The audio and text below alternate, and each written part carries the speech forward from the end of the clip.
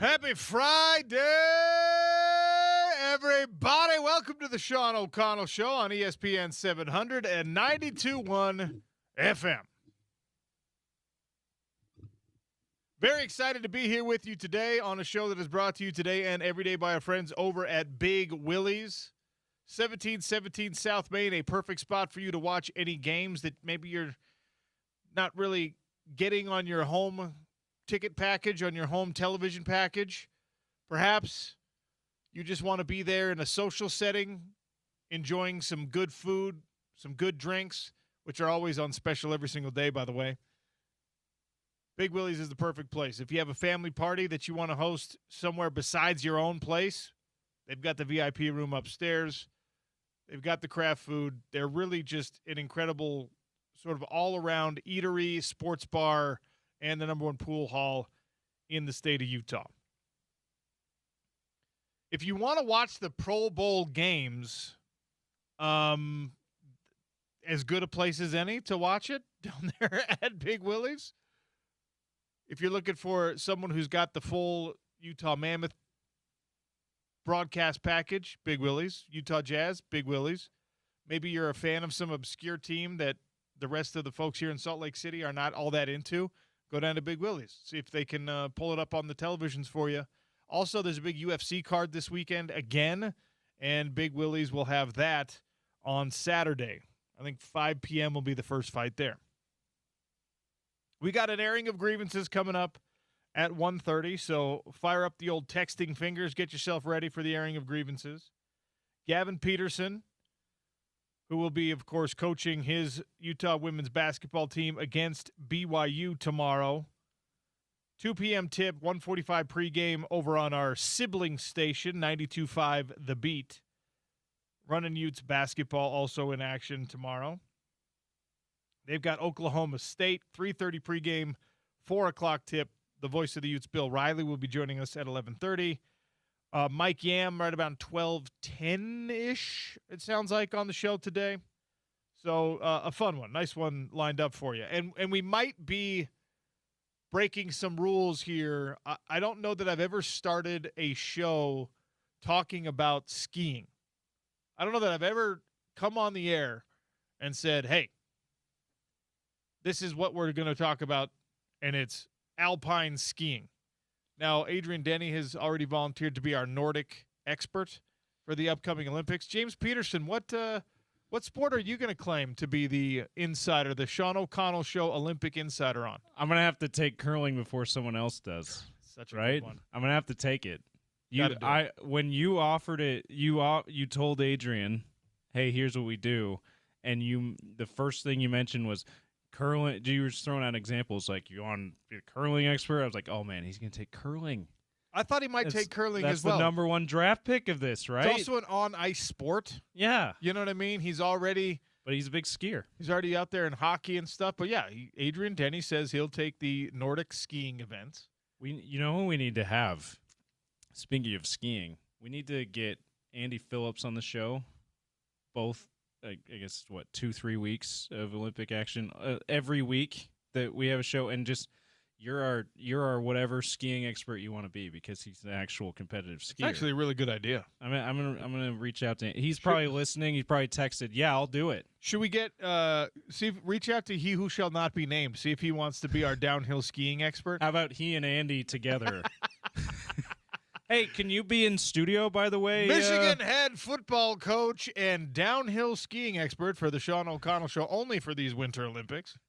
And any chance he could be in studio? It'd be so for that. Good. Former Utah football coach. It'd be so good. That's how I'll address him, too. Hey, former Utah football coach, any chance you could be in studio? We've really painted ourselves into a corner here by saying we're not going to say his name anymore, because it's now the bit, which I thought was funny for like 3 days. Now it's gotten to a point where it's just obnoxious, even for me. Well, and you get people like Spence who needling you and like, in a way, like, do you hate he who shall not be named? I mean, there's new listeners every day, every whenever that are like, hold on. Why the home of the Utes hate the former Utah football coach? Why don't they want to say his name? In any case, I'm going to start the show today talking about skiing because one of the great American skiers in history, Lindsey Vonn, hurt herself in the last race pre-Olympics. Oh no! And this is after she's made such an incredible comeback. She's 41 years of age, and it's just been dominating.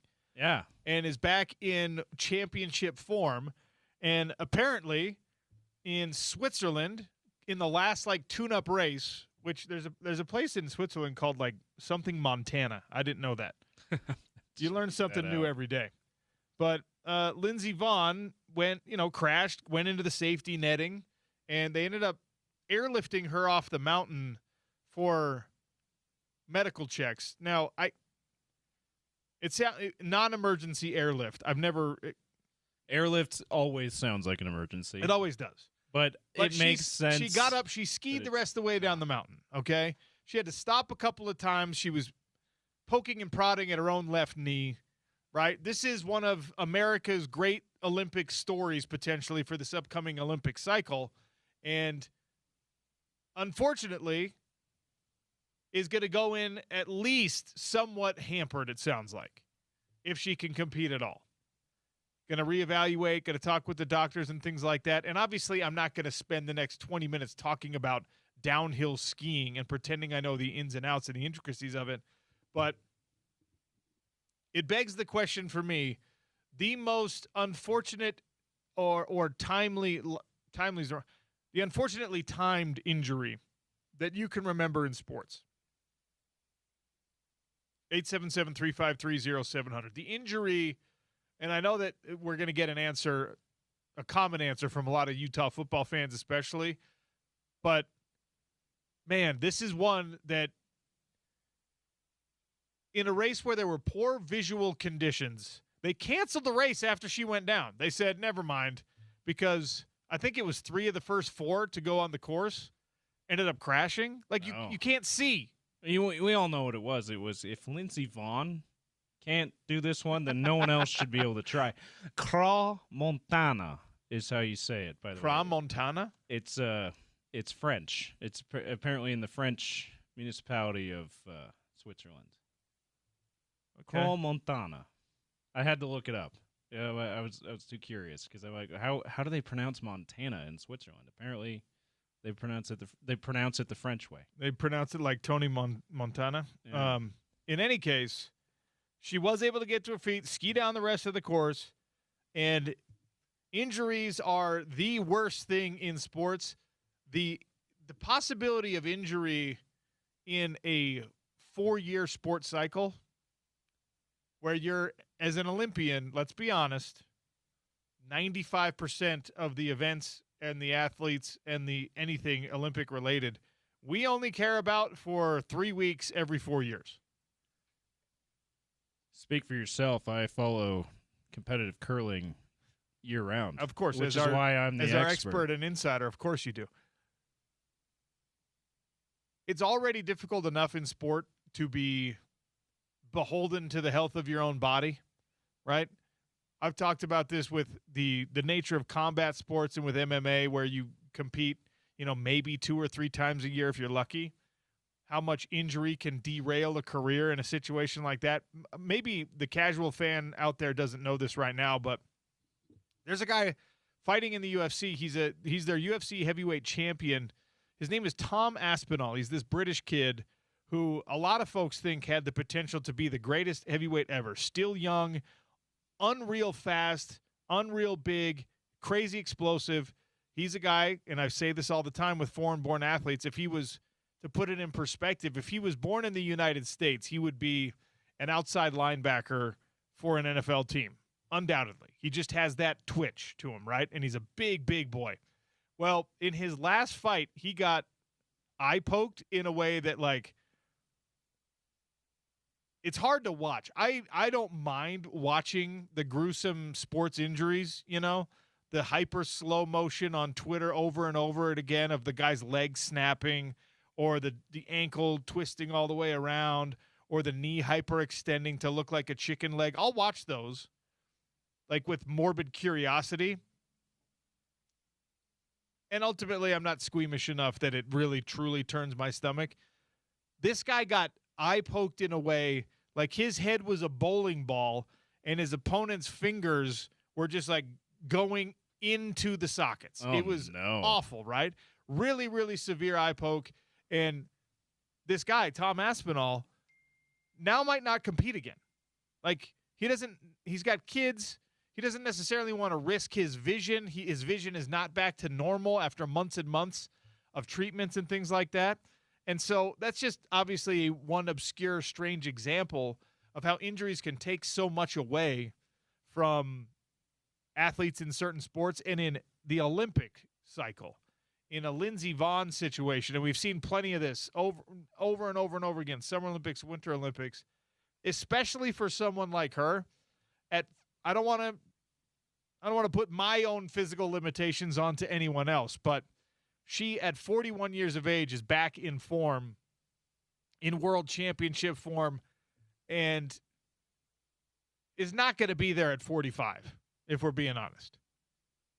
If we're being realistic with ourselves. This was, I think, always planned to be the one last Olympic ride for Lindsey Vonn. It had been years away from the sport because of the injury toll, and she had officially retired. So this absolutely feels like this return felt impossible. Not trying to return in 4 years after having to rehab yet another huge injury, it seems like absolutely impossible. So yeah, I would not expect her to ski in the Olympics again. By the way, that Tom Aspinall is Aspinall? Aspinall, yeah. Aspinall. Okay. I almost got it. You almost got it. It's fine. That injury and how you described him took me to my Red Sox fandom, Tony Conigliaro. Okay. The guy, he got hit in the face. Oh, with the fastball, and he was going to be like the next big thing for the Red Sox. Was off to an incredible start his rookie year. That the famous among Red Sox and baseball fans anyway, 1967 season where they almost beat the Cardinals in the World Series. Right, he was part of that team. I'm like, holy cow! Eye injury derailing a young next great star phenom of a sports league. It's like the same thing happening again, but obviously sounds like a lot more gruesome for Aspinall. Got me queasy just listening to that. My gosh. Just nasty, right? And we've seen, like, you'll see catastrophic injury where a bone breaks clean and maybe pokes through the skin or whatever, and you're just like, oh, yuck.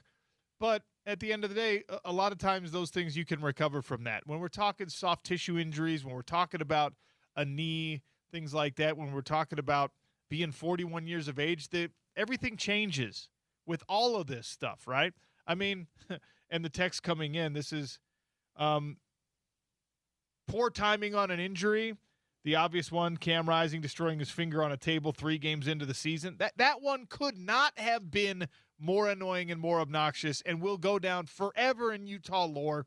And it's one of those things that I will never, as a sports fan, even if I wasn't a Utah alum and someone doing radio on the Utah sports station, it's something I will never get over, if I'm being honest, because we made so many different judgments based on that whole scenario, and that changed the trajectory of the program in a way that has led us to a spot now where I think we're going to come out in a good place, but there is going to be a bumpy road here, and it complicates the legacy of Cam Rising. It complicates the legacy of the new Michigan head football coach.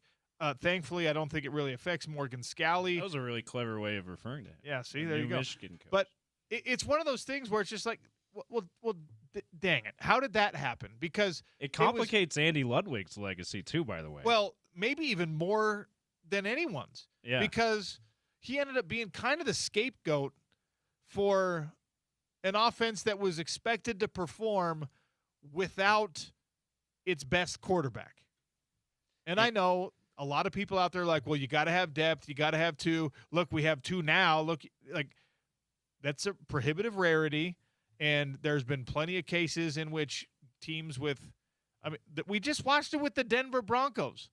A super untimely injury to their starting quarterback in a freak, fluke, insane scenario, right before you go to an AFC championship game, like 2 snaps before the end of a game, that guy ends his season with an injury that, I mean, I guess is completely unavoidable because that's just the nature of football. But it's like, geez, for real? The game had already been decided when that injury happened, which, of course, was not the case with Cam Rising and is not the case with a Lindsey Vaughn injury or whatever.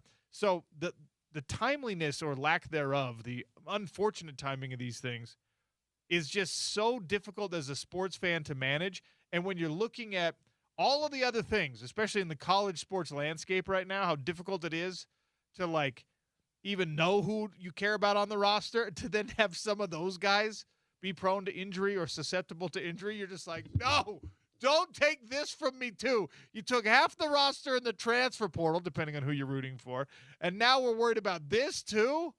It's just, and I know that there's no solution to it. Injury is going to be part of sport. If you're Lindsey Vaughn at 41 years of age, thinking you're getting your last tune-up race, is there a thought at all in your mind like, you know what, the conditions are pretty bad here? Maybe not today.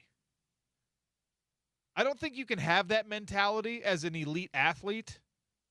And in fact, I'm pretty sure you can't be an elite athlete if you have that mentality of like excessive caution and precaution. I think that especially in an extreme sport like downhill skiing, it probably, if you're like, yeah, you know what, I'm going to need for the visibility to be better before I bomb down this run, you probably just never get to the point where she's at, if that's even a possibility for you. I'm watching golf right now, the Farmers Insurance Open.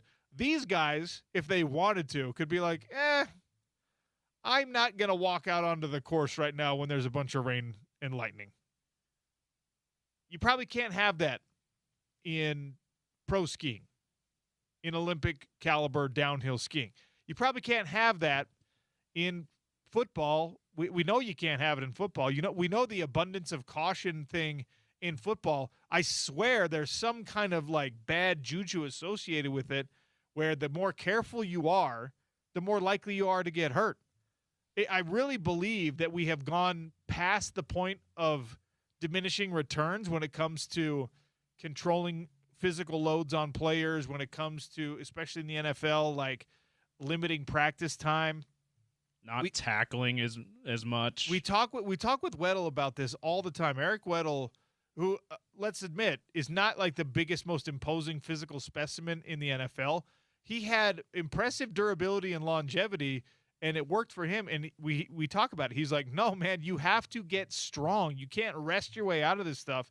When he had bumps and bruises and things that hurt, he would lift weights to strengthen those body parts. And I imagine that's something in the fight world they do in the fight all the time world too, right? In the fight world, it's really fascinating because much like, you know, whatever you think the sports science and the training method development is in football, baseball, basketball, whatever, push it back 30 or 40 years, and that's where the combat sports, especially MMA, are, right? Like put it in a situation where back in the day, the Junction Boys in Alabama were not allowed to drink water during practice, right? And that was like the 1960s. And by the 1970s, they had figured out that that's a little extreme. We're not going to do that, right?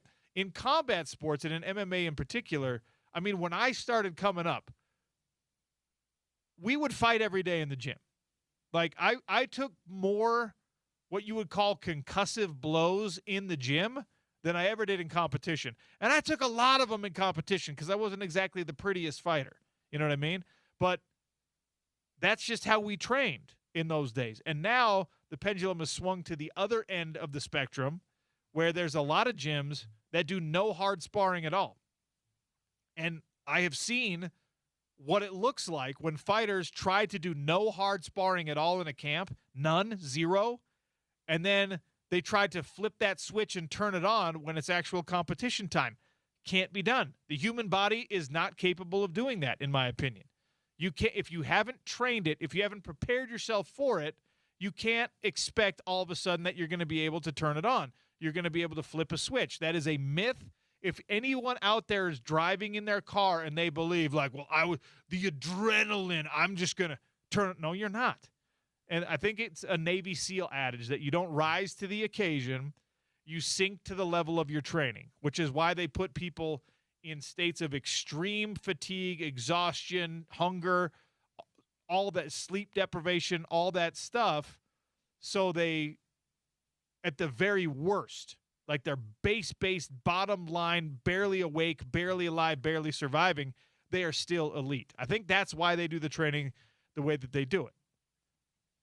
And in the combat sports world, we've been on this like strange kind of path to where, so I don't know how injury avoidance truly should be handled when we're talking about an Olympic cycle, when we're talking about the NFL playoffs and you're Bo Nix, and it's just like, okay, take me out of the game. Now that it's been decided, now that mathematically the other team can't come out, even if all we're going to do is run a couple of like nothing plays to kill some clock, I need to be out of the game. I don't think you can approach it that way. And that's totally a benefit of hindsight reaction to, of course, to that in particular. But we fall prey to that all the time. And then what the problem is, it's not a problem for fans and for media, consumers of the sport, to be falling prey to that. It's a problem when we get we get people who are actually in power make sweeping rule changes because of a very isolated situation. And to be fair, that's not happening with the Bo Nix situation, but we've seen it with other things where it's like, okay, that's the first time that's ever happened, and now we got to make sure we got to put things in place so it never happens. Like, it already never happens. Well, and in the NFL, I know that they try to do everything data-driven, right? I really want that to be more public or more easily accessible. Where have we found the Goldilocks zone with how much guys don't practice now and injury control, or have we gone past that where the body is not hardened to the competition? This is not a natural progression of conversation, by the way. Lindsey Vaughn's case is not like, well, it's because she was training too hard or she shouldn't be skiing right now. I honestly have no idea. That maybe injuries happen. Maybe you shouldn't be skiing a week before the Olympics if you're trying to get ready for the Olympics. Or maybe anyone, Andy Phillips, if you're out there, anyone who skis might be able to say, dude, stay in your lane. The only way to stay ready for Olympic skiing is to ski every day or every week or every whatever it is. Stay in the skiing lane, right? I have no idea. But man, you look at, and the text message coming in, remember when Simone Biles got the twisties during the Olympics? Right before the Olympics started. That one is maybe the most confusing of all to me, because if you can show me an X-ray or there's an MRI or I can get an orthopedist, some kind of doctor to sit down and be like, this is what happened with so-and-so's ankle. This is what happened. And by the way, the Broncos would be so much better served if that had happened, instead of Sean Payton being like, well, the surgeon said at some point that thing was going to go. He was injury prone. It was going to happen. And then Bo Nix has a press conference and he's just like, my head coach should not say anything about my leg. He doesn't know what he's talking about. That was ridiculous. We should always have had, and I know that that's, again, a hindsight thing, instead of being like, here's the timeline on Brant Keithy's injury recovery, here's the timeline on Cam Rising's injury recovery, based on what the player is saying, based on what the coach is saying, we always should have gone to just, hey, Dr. Elatrage, that was his name, right? Hey, doctor, how long? How long? And had that person be honest and say, look, not this year. Here's what I did. I went in there and I fixed everything under the sun. I did like cosmetic trim ups. I was sewing things together you didn't even know were possible to rip apart. I reconstructed that bad boy. And the typical reconstruction timeline on a recovery is this, whatever. And then we would have been realistic. And then when that whole 2-season mess unfolded, we would have been better informed and better equipped, right? We all can be better with each of these situations. When the Simone Biles thing, ahead of the Olympics, at the Olympics, someone just being like, I can't perform. I'm disoriented now. It doesn't work. And all of us, most of us, many of us, you have two choices. And a lot of times it's a sliding scale. There's no black and white really in sports anymore. That it's a binary thing. You either like, in that case especially, you either, okay, I get it, or you just have no idea whether or not you get it. And that's where I was. I was like, okay, I don't know. I cannot even contextualize. I know what the yips are. I actually fell victim to the yips playing catcher in baseball one time. Not one time, at a time. Like, I stopped being able to throw it back to the pitcher regularly. Wow. It was the worst. It was a strange, like, confidence thing, 9th grade. I assume it had something to do with puberty. Who knows? But, like, it was ugly, right? Puberty caused yips. Puberty caused yips is a very – but it was like a – PCY. It's very common. It was a huge – like, it was – so even with –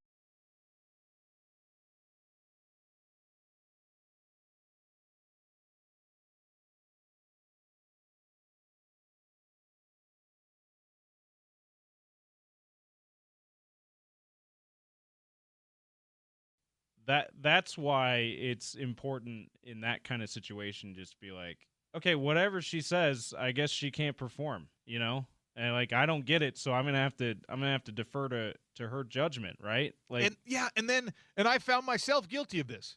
In that situation, like I'm doing with Lindsey Vonn, if I'm being honest, I am questioning an Olympian as a random schlub sports fan. I am questioning an Olympian just like, are you doing this for attention, Simone Biles? Like, Lindsey Vonn, was that really a good idea for you to be skiing before the Olympics? Is that really something we should have been doing? Like, who am I to question any of this, right?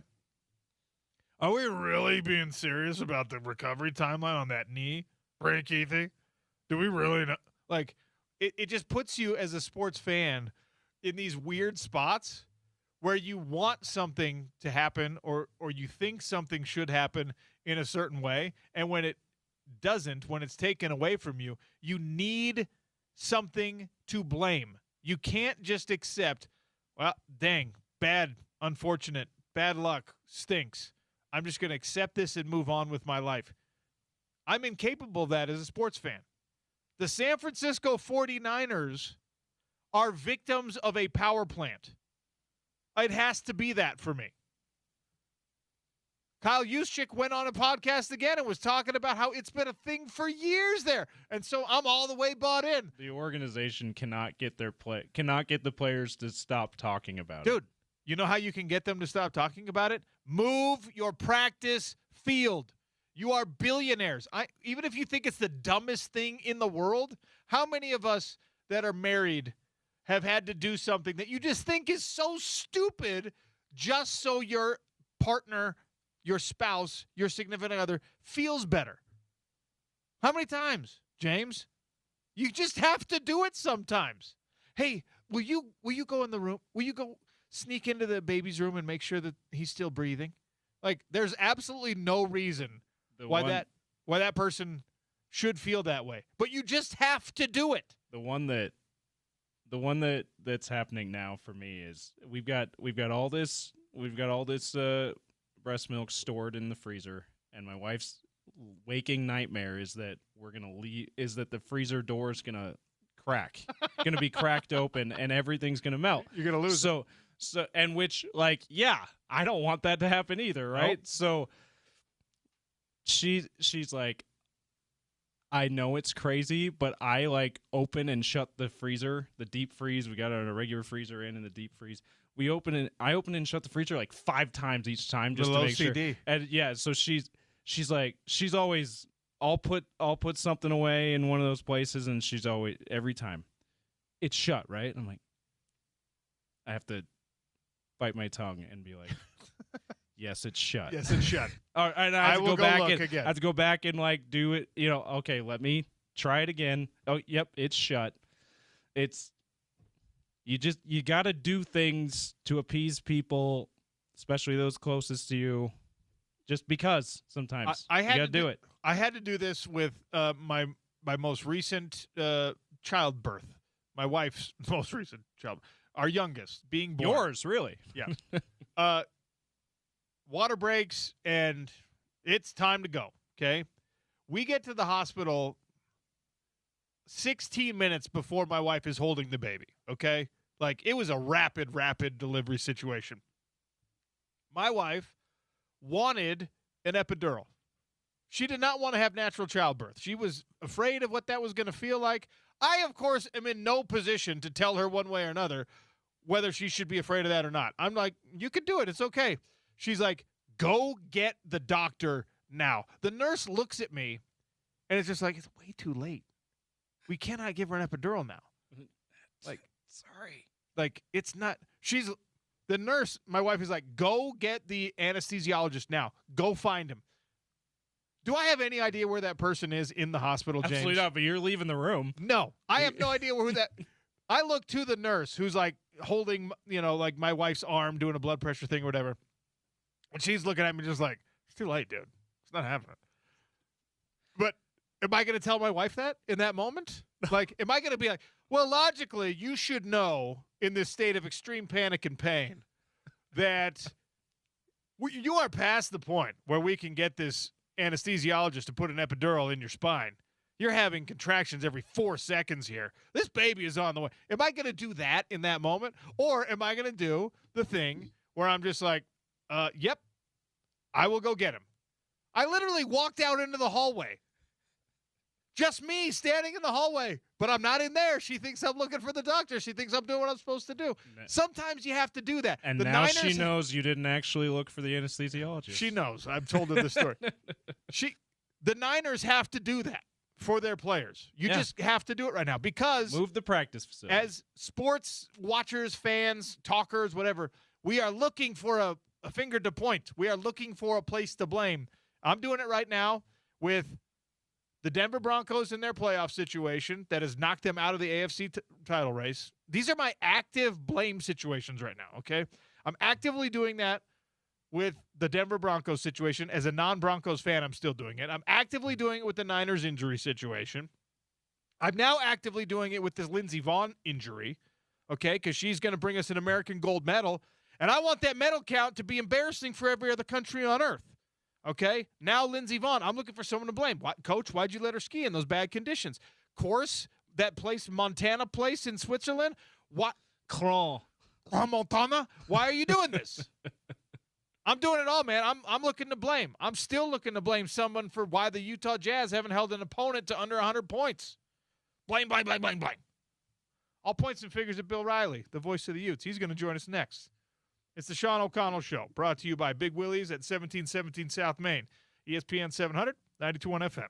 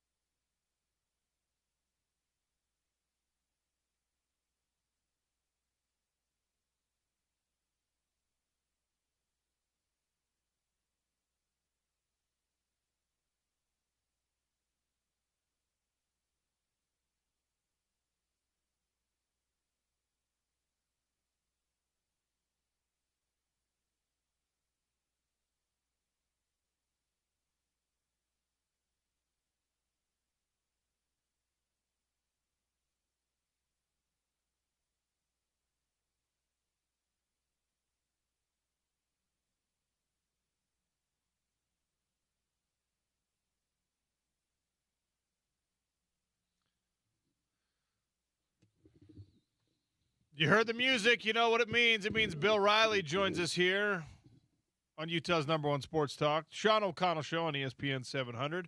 Bill, welcome. How are you? Couple of things, Sean.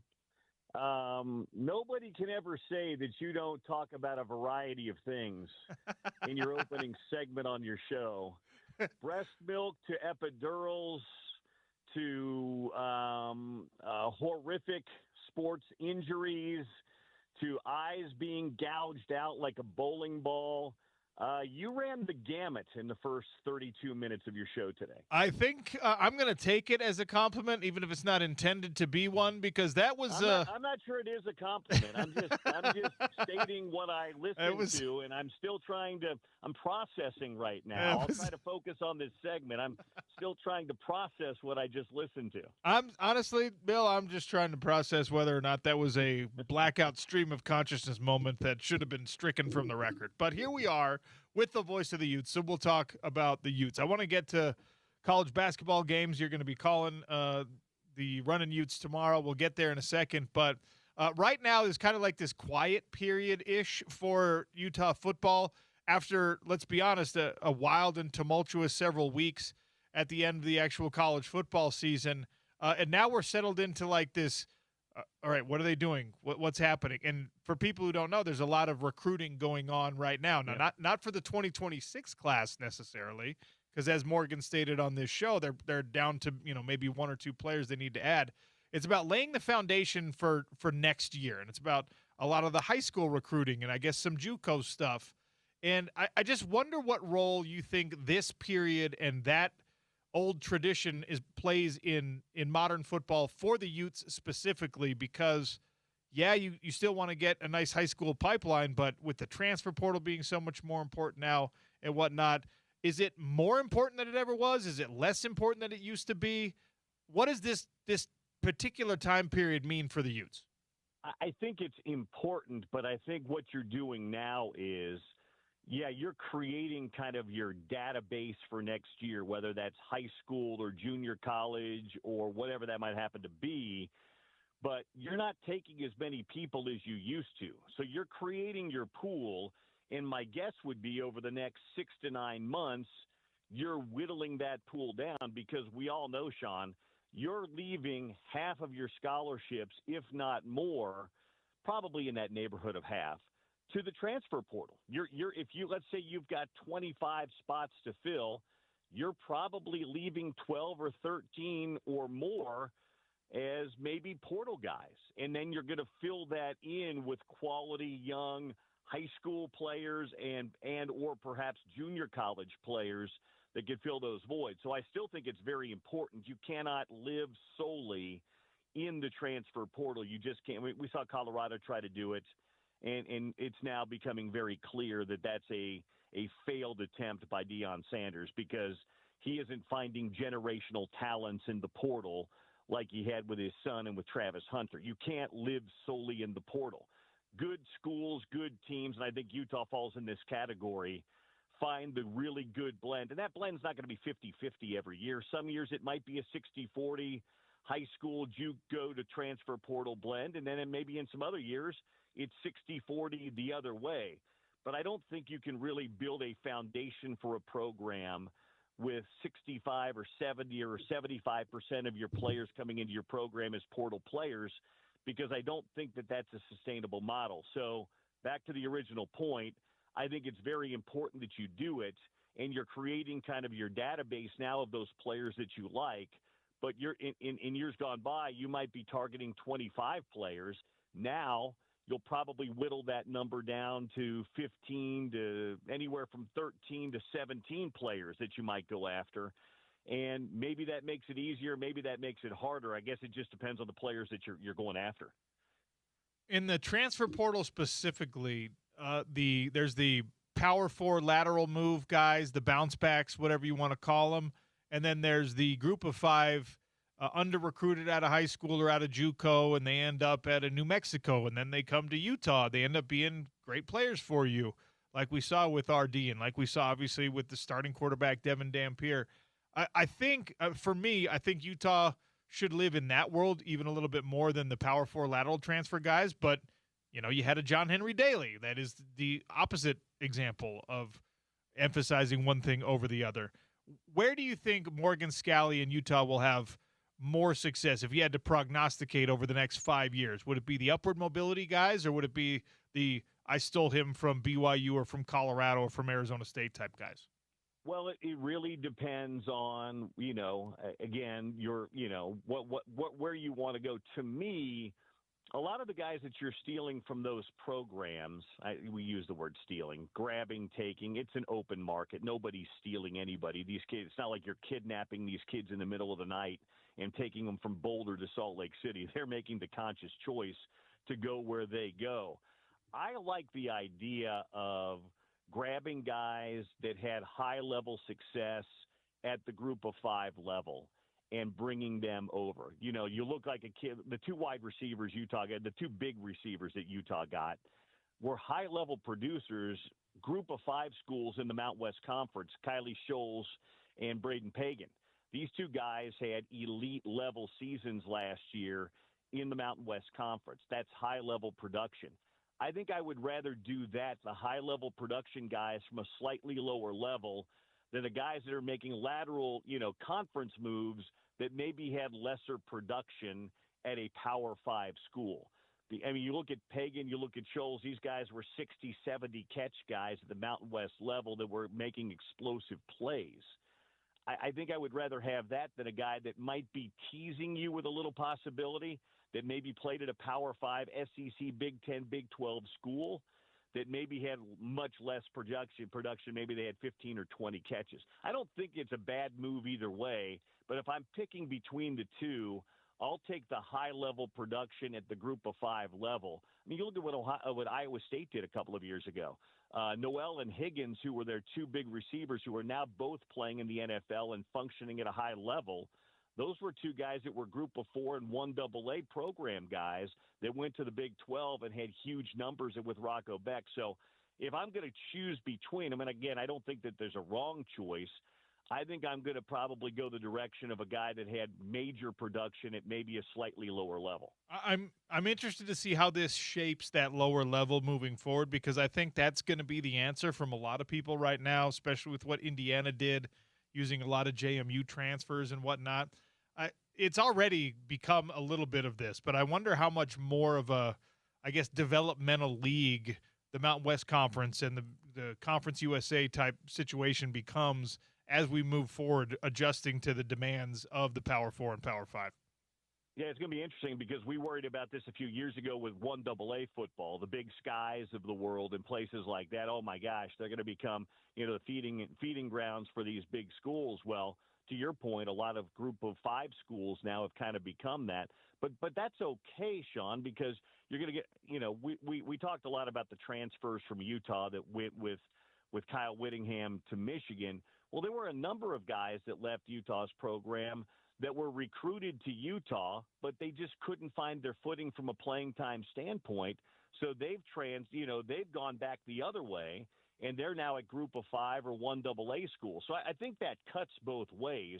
Yeah, these group of five schools are going to lose high-end talent, but they're also going to grab guys that were maybe above their pay grade in the recruiting cycle and bring them back to the group of five level. So I think there's a little bit of movement both ways. Yeah, don't worry, Weber State. For every Jack Kelly you lose, there's a Sean O'Connell coming your way from Utah. You're going to be just fine.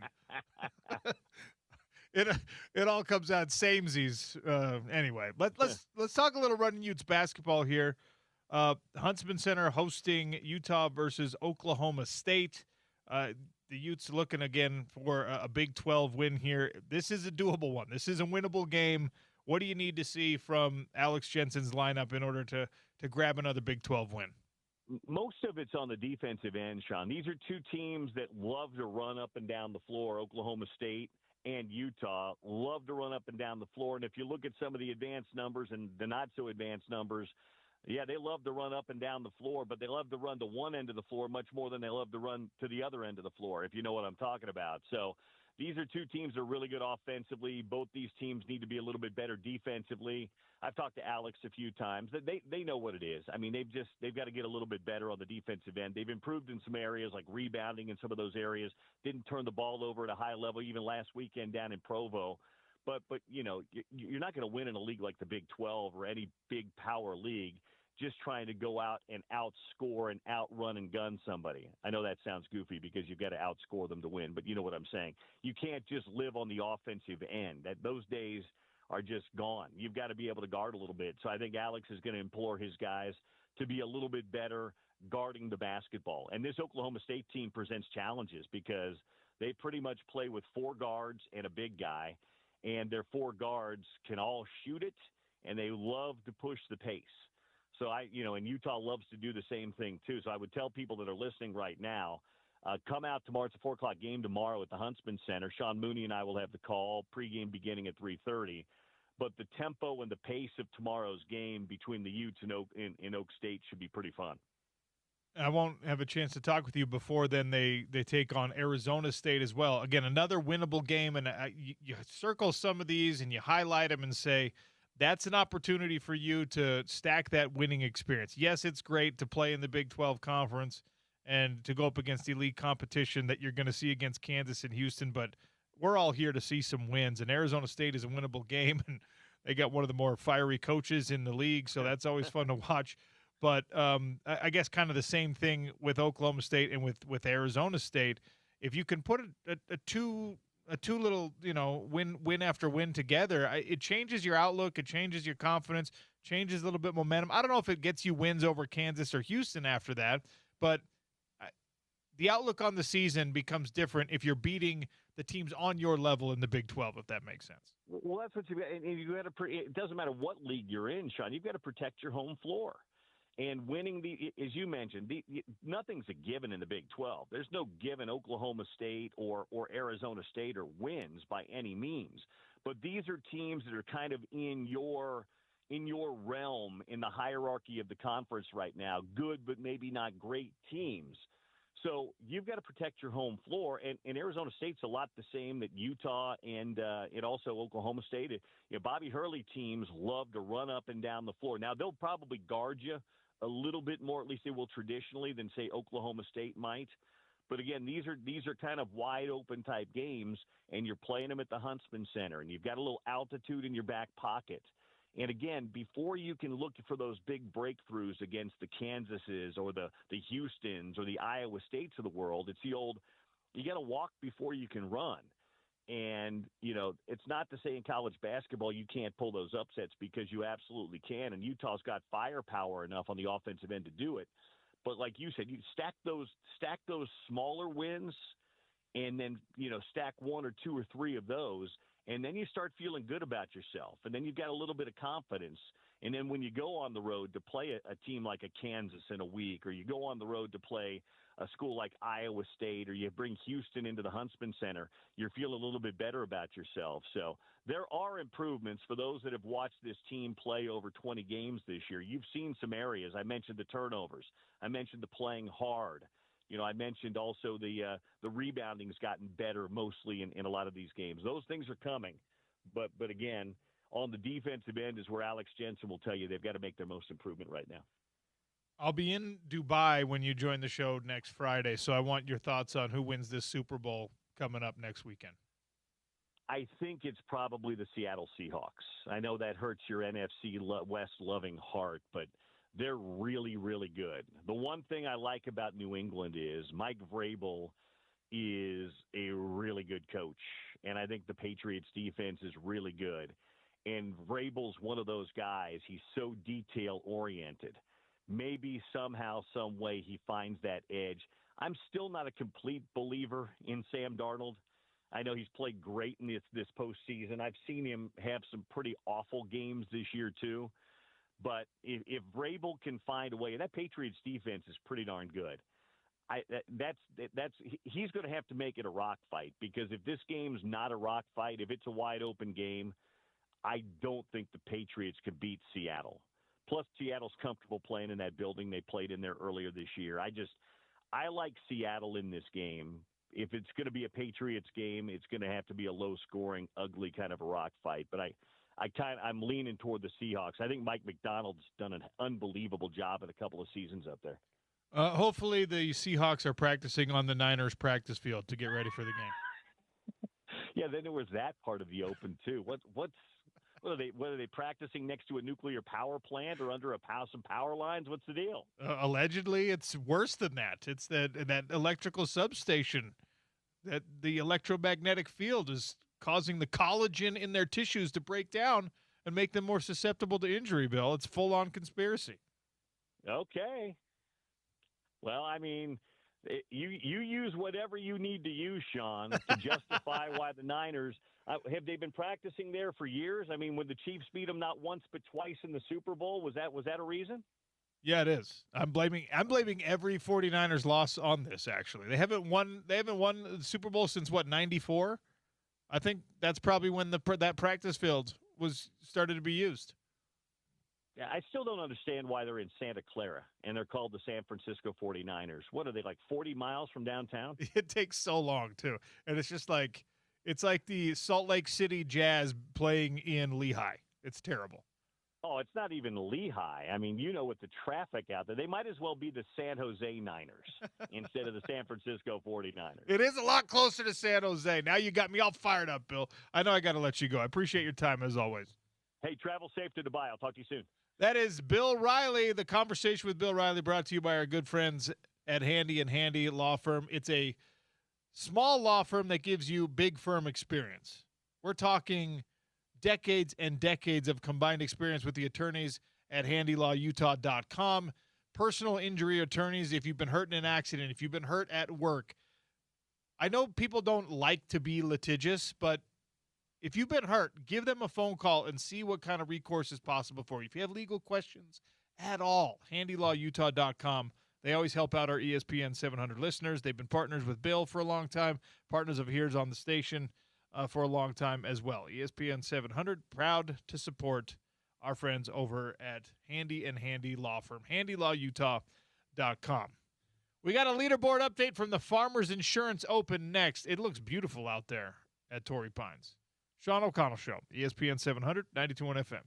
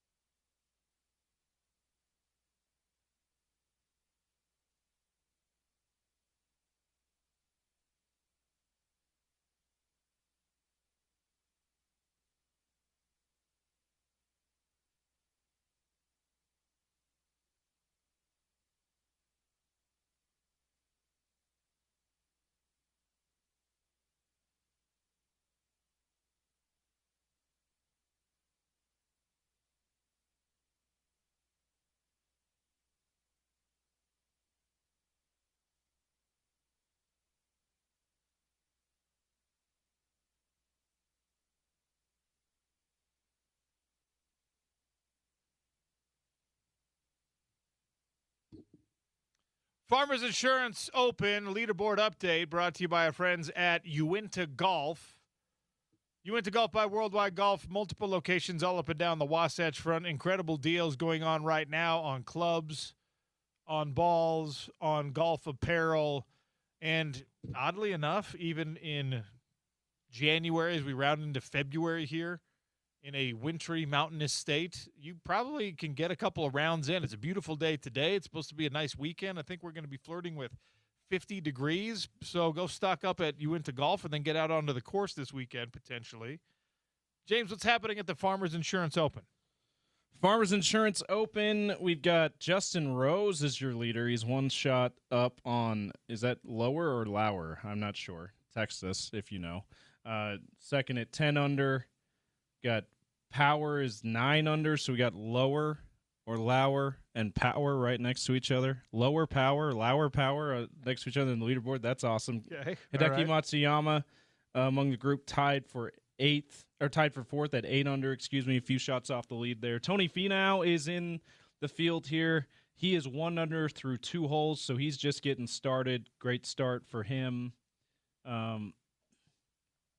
Obviously, this is the first day of the tournament, it being Thursday, so some ground to make up here. 10 shots off the lead, but he is just getting started there. Other locals, Patrick Fishburne is set to tee off in about an hour, so he is not yet teed off. We'll have another leaderboard update for you with update on him as well, the former BYU golf star. So that's the Farmers Insurance Open PGA Tour leaderboard update brought to you by Uinta Golf. Big thanks for Uinta Golf supporting the show and our leaderboard updates. I actually, my old roommate, we used to call him Uinta Tay because my buddy Tay worked at Uinta Golf for a long time by Worldwide Golf Shops. This is back in the day, but I have nostalgic feelings about those days of Uinta Golf. Titleist GT medals right now on special. The Ping G440, they call it the Fairway Magnet. The QI4D, I mean, they stock the best clubs from Titleist, from Ping, from every major brand in golf. If you need a little tech, maybe you're looking for a rangefinder, shoes, bags, carts, those nifty little motorcycles that you can put your golf bag on, they've got it all at Uinta Golf. By Worldwide Golf, of course. All right, we're going to take a quick one here. We'll come back. The NFL has the Pro Bowl games coming up. We'll talk about that debacle of an all-star experience. But more importantly, Mike Yam's going to join us in about 10 minutes. It's the Sean O'Connell Show on ESPN 700, 92.1 FM.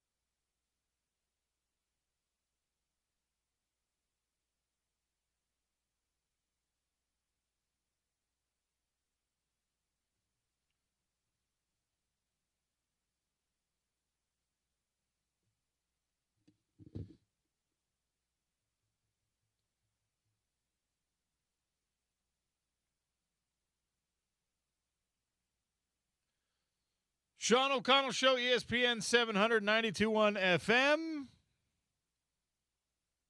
A little update. Mike Yam is apparently there's some news that might be breaking, NFL-related news that might be breaking soon. So we're going to kick the can a little bit with Mike Yam. We'll get him if and when we can. He is currently occupied with some meetings, like boss getting you on the phone type meetings. So we'll get Mike Yam when we can. No problem there. If you're a Patriots fan, are you bothered or worried at all by the reports coming out of Patriots camp about Drake Mays?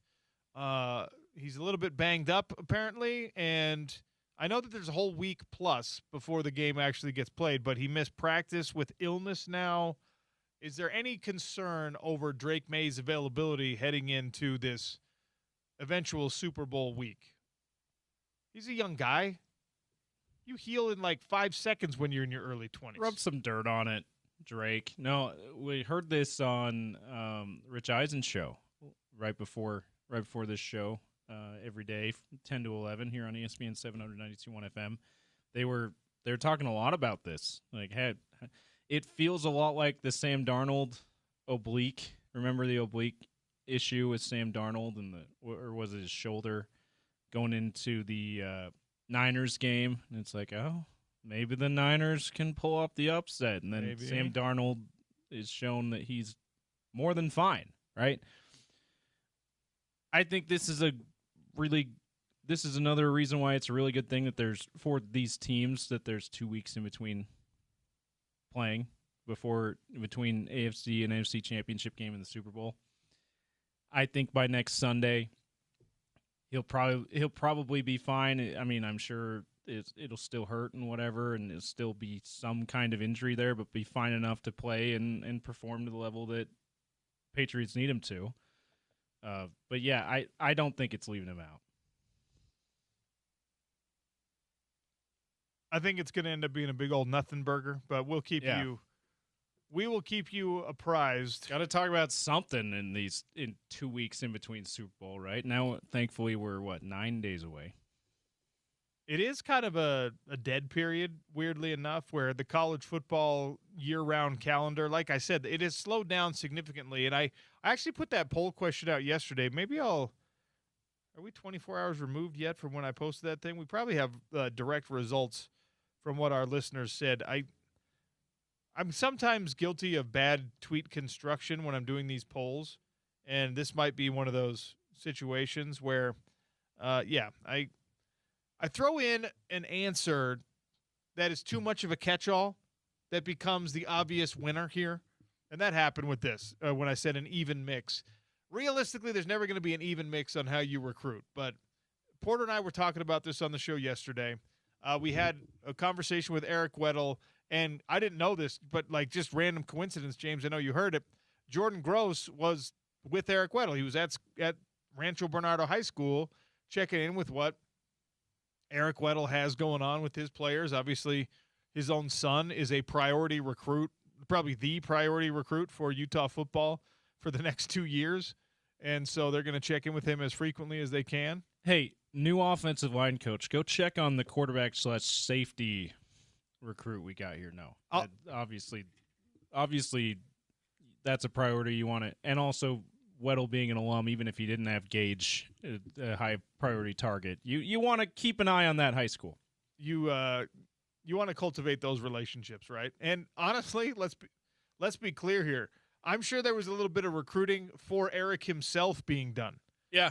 There's still a spot on the coaching staff. Jordan Gross is probably down there just being like, you could be hired directly out of being a high school head coach to come work for Morgan on his staff. I did that. I imagine that some of those conversations were going on. But, James, I know you heard part of this conversation. I'd like your thoughts on it. The final results of the poll are that 16.5% of you think that the backbone of the Utah football roster should be made up of smaller school transfers. I'm talking FCS. I'm talking Group of Five. We know what is meant by smaller schools, right? You had a ton of success with that last year with the guys that came from New Mexico. You're relying on San Jose State as a pipeline right now because of McGivern's time there. You're relying on Odom too. Yeah, you're relying on Utah State a little bit because McGivern was at Utah State last year. He was at San Jose State before that. You obviously have relationships already on that Utah State staff. There's the geographical proximity. And I don't want to reduce because I know guys on that Utah State staff, and they're doing really good work, and Bronco is exactly the right kind of coach to maximize where they are at. But that staff is going to be plagued with the same thing that every other group of 5 staff is plagued with now, that once you develop a kid, maximize a kid's potential and talent, that kid's thank you to you is going to be just that. It's going to be, hey, thank you for putting me in a better position. I can now go make money. I can now play for a bigger school. I can now do things that, unfortunately, despite your best intentions at a Utah State, at a Fresno State, at a University of Nevada, Reno, you probably can't provide me with the same level of security and opportunity for my future. So as we reshuffle the deck of kind of power and financial balance and things like that in college sports, and know that the Big 12 has a lot of catching up to do, the Mountain West Conference can't even call it catch up. There's no way for them to catch up, right? So that recruiting picture gets altered and gets changed by that. But it doesn't have to be a bad thing. It doesn't have to be a wholly negative thing. I worked for a long time for SkyWest Airlines, right? It's a great local company. It's awesome. Any of you who have anyone who works there, knows people who work there, it's amazing. I'm still affiliated with them loosely. You lose a lot of employees from a shop like that to big-time companies, right? If somebody comes in and calls Spence Checketts, James, and says, hey, dude, we want you to be a Sports Center anchor. It's not ideal for ESPN 700 when he takes that job, but it's also not a bad thing necessarily, because the next rising talent is like, wait a second, I can go work at ESPN 700 and then get a call from Sports Center? I want to be at ESPN 700. And that's kind of where you're at right now with San Jose State, with Utah State, with Tulane, some of these schools, right? Where you're just that's the level that you're at. And if you maximize that, and I mean, there's coaches now, it's escaping me for the moment. It'll come back to me. There's a coach who's openly recruiting that this is his pitch. Is it the new Sac State coach? That this is his pitch. He's like, come here, play here, get some production, and then we'll get you a D1 scholarship. It's what JUCO coaches used to do back in my day, right? So those guys can be the backbone of your team. It's an unfamiliar place for a lot of fans. It's a weird place for a lot of fans, but it's a successful place. There's precedent for this. We know what it looks like now when that's how you build your roster.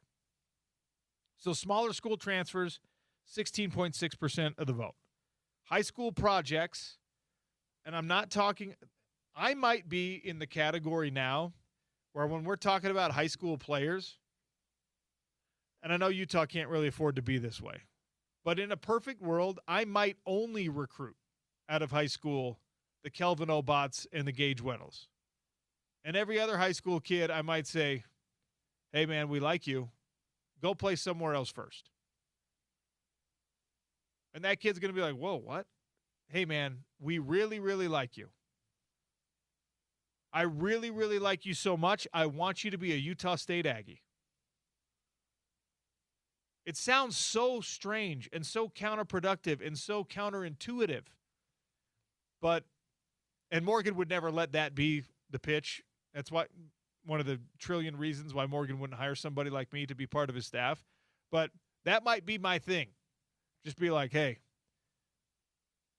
you are going to be a great football player someday. And when you are, when instead of being 220 pounds at 6'4", you're 245 pounds at 6'4", I'm going to give you a nice little NIL deal, and I'm going to give you some reps on a Big 12 football field. But right now, I'm not going to use this scholarship on you. I'm not going to use these resources on you. And I don't know how successful that can be with families and with kids and whatever else. But I think Dion went too extreme with this being his approach, but it's not all that far off from where you want 80% of your roster recruitment strategy to be, in my opinion. Like if I don't believe you as a high school kid are going to come in and compete for a starting job, I can't promise starting jobs to anyone, but if I don't think you're going to compete for a starting job because physically you're just not there yet, I just don't know if I can use any resources on you. And I know that, again, you have to play more of a long game if you're the head coach somewhere, if you're the recruiting coordinator somewhere, if you're the GM somewhere. But how much longer of a game can you really play? Because now, as soon as that kid does get to 245 pounds, instead of being at Weber State for those first few reps for that first year, he's been in your practice room and he's not getting game reps, and you're still wondering if when the game speed happens, if his skill is going to translate. I don't know if you can deal with that level of uncertainty in today's world of college football. That guy might transfer. Like what this is now, what it's becoming now in an uncomfortable sort of way, is how baseball and hockey rosters are built. The San Jose Sharks identified an 18-year-old Macklin Celebrini and said, that kid is ready now. I'm going to get him now. And I know that drafting is obviously a lot different than recruiting, because in drafting, you just pick them. They don't have to pick you. But the San Jose Sharks were just like, yep, that kid is ready now. We're going to get him. We're going to put him on our NHL roster. And he's got like 70 points this year. The kid's unbelievable. He's a freak, okay? Everyone in the NHL agreed on it. Everyone knew it. Everyone wanted him. That's the Kelvin Obots of the world, okay? That's what Gage Weddle is going to be. So that kid, absolutely that kid gets your scholarship, right? Major League Baseball teams don't bring most kids out of high school or even right out of college into the majors. Sometimes, yes, but that's the rarity, right?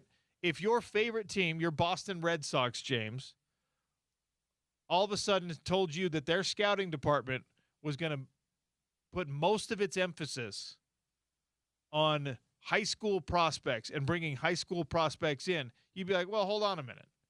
Let's do what we've always done. And in football, it's not what you've always done, but in baseball, it is. Let's get guys that are in AAA and they've been taking these steps. Let's do that. Yeah. That you'd be like, AAA is a high percentage thing. The one freak athlete, like you get this 19-year-old guy out of Japan that no one has seen, or you find some Cuban that floated over here in a terrible situation and now we can elevate his future. Yeah, okay. Let's do that when those special opportunities come. But the rest of this, let's get AAA guys that have already been proven. That's what college football is becoming, and AAA is now Group of Five. And it's a hard thing for a Group of Five coach, for a Bronco Mendenhall. Like if we get call Bronco right now. If we get Bronco Mendenhall on the phone and I ask him, hey, are you okay with being a AAA baseball coach? He's going to be like, what are you talking about? I'm a Division I football coach.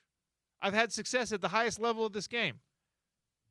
And obviously I wouldn't do this. I got respect for Bronco, and it's not, you don't want to be contentious, but it's like, I know.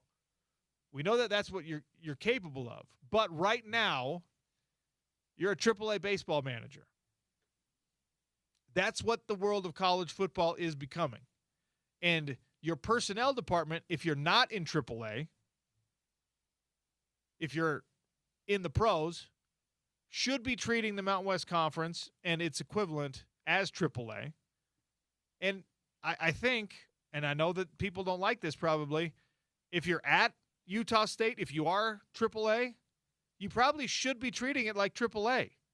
You probably should be saying, you're not going to be, if I get what I want out of you, Mr. Braden Pagan, if I do what I'm supposed to do with you, You're not going to be here for 4 years. And I'm okay with that.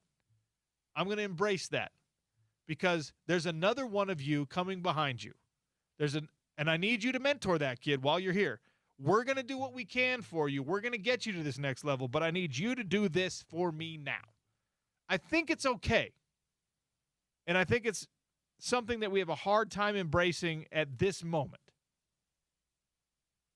Now, back to the Utah lens on this. The smaller school transfers, I think, are the best backbone now for a modern college football team that's in Utah's category.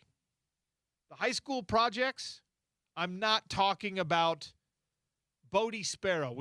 We all saw Bodie Sparrow bringing out his top 10 list the other day, the Davis High #1 recruit in the class of 2027. I desperately, desperately hope Bodie Sparrow comes to the University of Utah. His dad was a teammate of mine at Weber State University. And Ty Sparrow is one of those dudes that if we were participating in the modern landscape of college football, Ty Sparrow would have played 1 year at Weber State and then been a Utah guy, if we are lucky. Or he would have been a USC guy. His son, who's a 4-star athlete right now, as a rising junior, his son has offers from Texas, Utah, BYU, LSU, Texas A&M, right? That I want to see that kid come to the University of Utah. He's not a project. He's a guy that you're putting resources and NIL into someone like that because he's a day one starter probably. His dad, by the way, was a 2-sport athlete at Weber State, one of the smartest guys that you're ever going to meet, a big body safety, just like the best genetics you could imagine have been passed on to this kid. He's a can't-miss prospect in my mind. That, I'm going to try to make him a backbone member portion of my team. Now, the other one here was the bounce backs. The power 4 lateral moves. 12% of people said, I will put that on my roster as the backbone of my roster. I couldn't disagree with you more if you voted this way. Now, the balance one, the even mix of all that I shouldn't have put in there, but I did, obviously that ran away with it. An even mix is the catch-all, and it solves all your problems because if you've got great small school transfers and you've got high school kids that are overachieving and you've got some power 4 bounce backs, you can be like, oh, well, look, I got 100 kids here and I can trust 50 of them. Doesn't matter what the other 50 are. But if we're forming a recruiting strategy, you need your backbone to have some shape. And I think that the shape cannot be the power 4 lateral moves, the guys that were somewhere else and it didn't work somewhere else. Because as someone who was in college football and it didn't work somewhere else, there's a reason why it didn't work somewhere else in most cases. Are there outliers to this? Absolutely yes. John Henry Daly is the most glaring example of why at this point you're probably sitting in your car screaming at me right now because John Henry Daly is this. John Henry Daly was a power 4 lateral move. He went from a BYU team that was transitioning into being a power 4 team to a Utah team that was already a power 4 team, a power 5 team, now a power 4 team. And he proved to you that he is good enough to compete anywhere, which is why now he's at the University of Michigan, right? There are guys that don't fit this mold, but hate to throw shade, the more likely outcome is the Tobias Merriweather situation, where you fall in love with the same traits that Notre Dame fell in love with, or you fall in love with the same traits that whoever fell in love with, and you ignore the idea that, well, it didn't work there, I'm a better coach than they are over there, or I can connect with this kid better than they have. Our culture's better. We become us, or you become us, we don't become you. That works here. It didn't work there, right? It's actually a lot more difficult to take someone who is probably disgruntled in some way, was far more likely to be a high-level recruit than the kid who's rising up the ranks. That kid is like, I got to go from Utah State to Utah? Hell yes, dude. This is amazing. You think if you go from Notre Dame to Utah, you're like, this is the best place on earth. I can't wait to be here. Or you're just like, eh. I mean, whether subconsciously or consciously, that's just a hard thing. And as much as I think that the Utah staff is as good or better than any staff in the country, it's probably not so much better than any staff in the country that, like, the reason somebody doesn't work out at LSU or at Oregon or at Notre Dame or at Colorado is probably not, well, the coaches were bad over there. They couldn't connect with this kid. Not in a way that I can. There's going to be outliers to this. But the lateral move thing is just, it's not the high percentage. By the way, the best evidence of this might be guys that leave Utah and go do the lateral move thing. Do you think BYU is truly happy with how much they paid Keanu Tanuvasa to have the year he had last year? Do you think that if we got truth serum and injected it into every one of the decision makers that made that move happen at BYU, that they'd be like, yeah, that was worth it. That was the right thing to form the backbone of our defense last year? I mean, he had some important plays, obviously. But I think that there's probably just as many people would be like, yeah, we should re-examine that. I don't know. James, your thoughts on this? You heard me and Porter talking about it. You've heard me talking about it for 20 minutes now. Yeah, I definitely think smaller school, first option, transfers from smaller schools has got to be the backbone of your program if you're University of Utah. Now, there's important context to this. University of Utah is not like my Ohio State Buckeyes. It's not Michigan, where he who shall not be named went to, right? It's not, blue blood out SEC school. Yeah, this is a question that has to be very specific to Utah. Those schools, if you're a fan of those schools and you're saying, yeah, we want smaller schools transfers to be our backbone, and be like, no, that's beneath us. Yeah, right. Well, we can get the best 5-star athletes out of high school, and we can get the number one guys out of the transfer portal. Like if you're Lane Kiffin at LSU and you go to your boosters and you go to your fan base and you say the backbone of my roster is going to be made up of Louisiana Lafayette recruits or the Raging Cajuns, they're going to be like, Monroe. What? People are going to be like, absolutely not. You're going to go get the kid from Colorado. You're going to go get the kid from Ole Miss. You're going to go get the kid from Florida. You're going to get the kid from Utah. I want you to steal that guy from Texas Tech. That's what you're going to do. And those schools can. So you're right. This is a very specific. If you're Utah, how do you build your backbone? which is why I know that there's probably a segment of people listening and going, no, why would I want those guys who the bigger schools didn't want initially, right?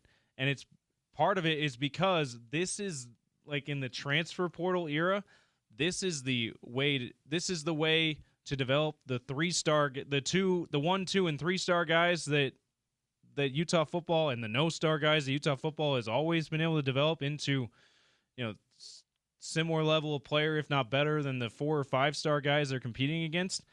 The transfers from the smaller school way is the modern way of doing that, right? And of course, you're not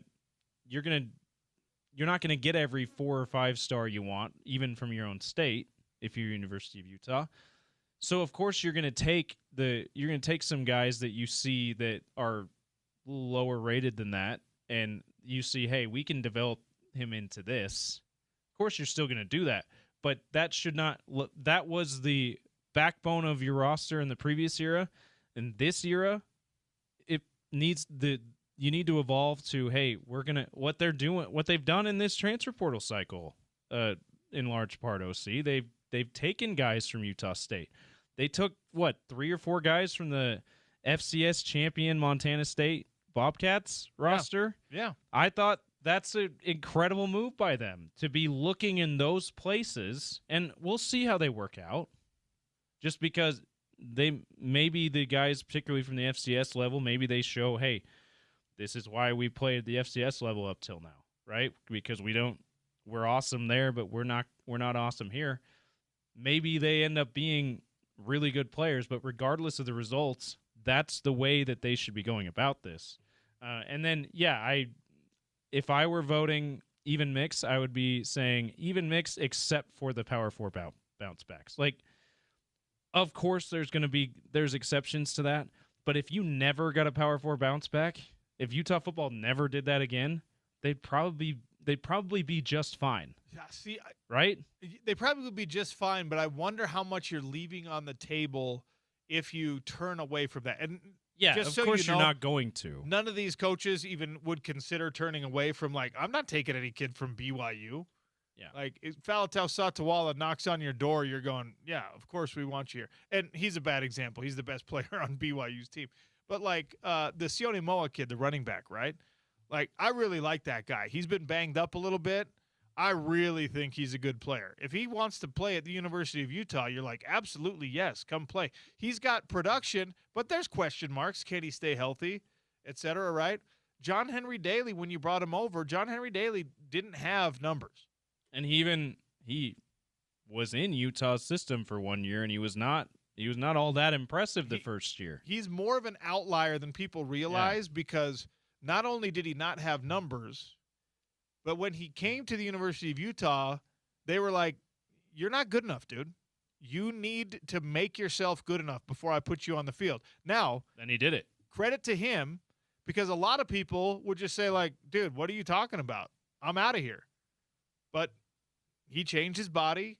He got more flexible. He did what he had to do, and he gets to reap that reward. Even after this injury, he gets to reap that reward, and I bear no grudge to somebody who earned their way like that. I wish it was still here at the University of Utah, but, man. And another example from the other side of the rivalry is a guy like Carson Ryan. He is a Power 4 retread 2 different times now, UCLA to Utah and then Utah to BYU, and he ended up having, he was all Pac-12 and UCLA, but you could argue he might have had his best year at BYU last year, or close to what he did to the level he played at UCLA. So there's exceptions to this, which is why you don't rule it out completely.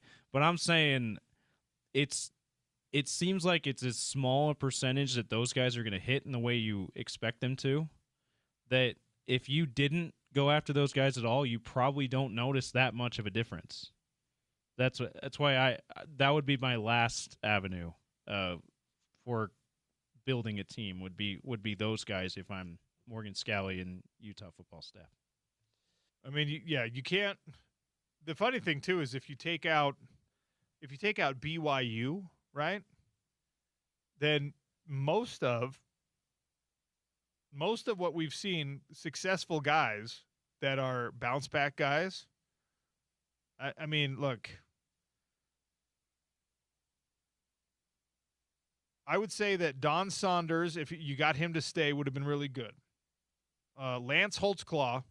He had a nice end of the season. And he's going to be good for you next year. Yeah. Lance Holtzclaw is a bounce back that you're going to be glad that you have.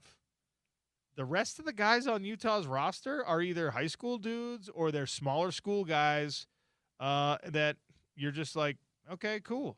Creed Whittemore, Mississippi State, that's a bounce back guy. All right. That's the vast majority of your players that you're going to rely on are guys that came through the more traditional pipelines that we're used to with Utah football. Yep. So Larry Simmons is one of those smaller school transfer guys who had a really nice year last year. For example, we were talking about how the Power 4 retread Tobias Merriweather did not work out well for Utah last year, the Power 4 bounce back guy in the wide receiver room. But the smaller school, one of the smaller school transfer guys out of the wide receiver room, Larry Simmons, did. Ryan, blanking on names now, but Ryan Davis, right, RD from New Mexico, another one in the receiver room. Well, look, I mean, like Blake Cotton was really well. good. Blake Cotton was really good. UC Davis kid, right? I like Luca Collarella. He's a junior college guy, right? You mentioned Larry Simmons. You mentioned Rock Caldwell. They really, really like him. He's a junior college guy. You miss on some, you hit on some. Devin Dampier is the best example. Levani Demooney is a bounce-back guy because Stanford was one on your level when he came. Wayshawn Parker was a smaller school guy. Unfortunately for Washington State, we have to talk about them as being a smaller school now. It was almost because that was the first year of Wazoo not being part of the Power Four. It was almost like BYU Independence era, where it's like, yeah, they're probably higher than Group of Five, but they're not quite at Power Four. Like They're like the middle ground. It was almost a bounce back guy with Wayshawn Parker. But yeah. Okay. Good news. Mike Yam is available now. We're going to take a break. We're going to call him next. Mike Yam from the NFL Network in 3 minutes on the Sean O'Connell Show, ESPN 700, 92.1 FM.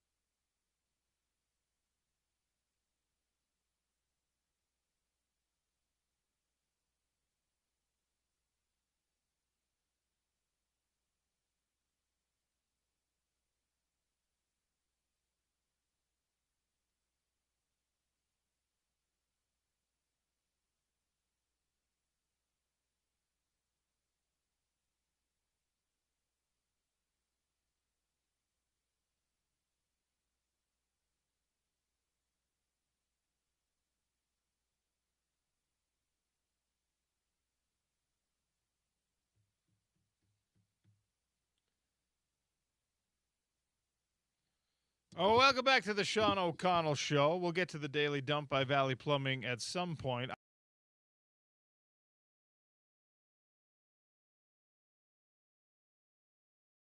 It's going to be a wild day in the O'Connell household. But Mike Yam's kind enough to join us here. And Mike Yam, of course, you're familiar with him from his long work on the Pac-12 network. Now he does stuff with the ACC and the NFL network, and he's a friend of the program. Mike Yam, how are you? It's going great. I like the subtle flex for anyone who caught that. You know, the person who rents for me, we're going to need to get the plumber there. I mean, look, the real estate empire that is Sean O'Connell. I love it. Yes, I'm a slumlord. That's one of the many hats that I like to wear. Mike Yam. Dude, it's been a while. How are you? I know, man. I know. Dude, I miss working with you. I always had a blast. I always appreciate the invite to come on and chopping up with you. So things are good. It's so busy because, you're on the precipice of Super Bowl week. I was just down in Dallas for the East-West Shrine Bowl. Lander Barton, by the way, a guy who had some good practices, who I think the fan base, certainly in Salt Lake City, will be familiar with him. So that was good to see. I was like, always brings a smile to my face when it's I say Pac-12. I know Utah's not there anymore, but you get my point. They'll always be that way in my heart. So it's just, it's been a busy time. By the way, it was 9 degrees in Dallas, and Sean, I live in SoCal now. It's been 12 years in the state of California. I don't handle the cold like I used to when I lived in the Northeast. So a little bit of a different vibe, but honestly, man, it's great to be with you.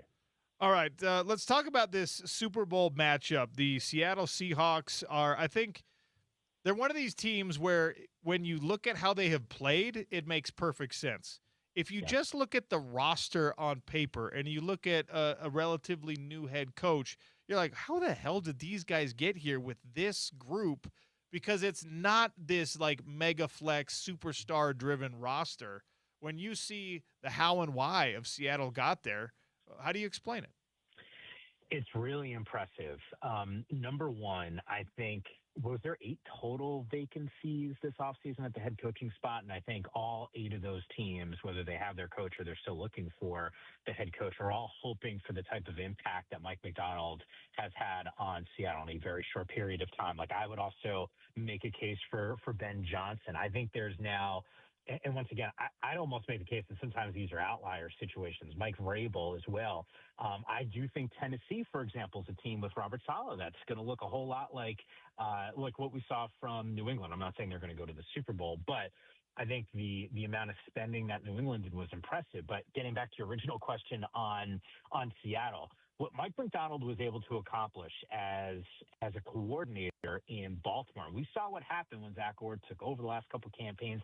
Didn't necessarily look the same. I think injuries this past season, part of that with the Ravens, but a different type of culture that was set. And it's not a knock on Pete Carroll, who I think is a future Hall of Famer in his own right and did a remarkable job. I mean, the guy won the Super Bowl with Seattle. Like, he knew what he was doing there, but John Schneider, their general manager, the roster construction has been nothing short of spectacular. You can point to different deals. The one that certainly is really paid dividends is Rashid Shaheed.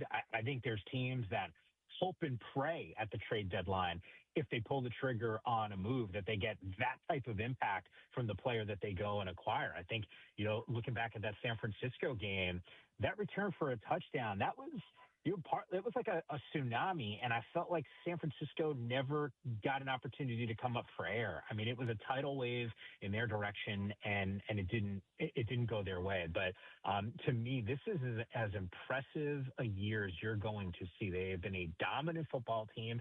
They've won different ways, whether it's special teams, their defense. When Sam hasn't played well, their defense has stepped up. At times when he's had to make critical throws, I think there's people that still probably doubt his ability to do so, and yet he's been able to win them some games. So this is a very, very complete team, and I don't think anyone should be surprised right now that they're playing for a championship. What lesson should we, the NFL football fan, or maybe other NFL teams, what lesson is there to learn from the Sam Darnold trajectory, and I guess to a lesser extent the Mike Vrabel trajectory as well, but Sam Darnold specifically for now? What should we learn from what we have seen from him? Jets, more pointedly for me, Vikings move on, and then it's like Seattle might win a Super Bowl with him. It's wild. And, I made reference to the East-West Shrine Bowl, and I got an opportunity to talk to a couple different quarterbacks that were down there. I think maybe the most notable is Cade Klubnik, who obviously had success at Clemson. And I've had this conversation, Sean. I think you and I have even talked about this on some of the shows that we've worked together on over the years. But, some of the other guys that, have played in the league, and you start doing the evaluations, and I have heard this so many times, and I am such a believer in it, and it makes total sense to me. But why fit matters for a team, and not just fit at the quarterback spot, but more specifically the staff and the coaches that are around you. You can't say enough about having a guy. God, I remember I had this conversation with EJ Manuel. And EJ, who now works at ESPN, does a ton of stuff over there. And he did the combine with us a few years ago. That was Bryce Young and CJ Stroud's year at NFL Network.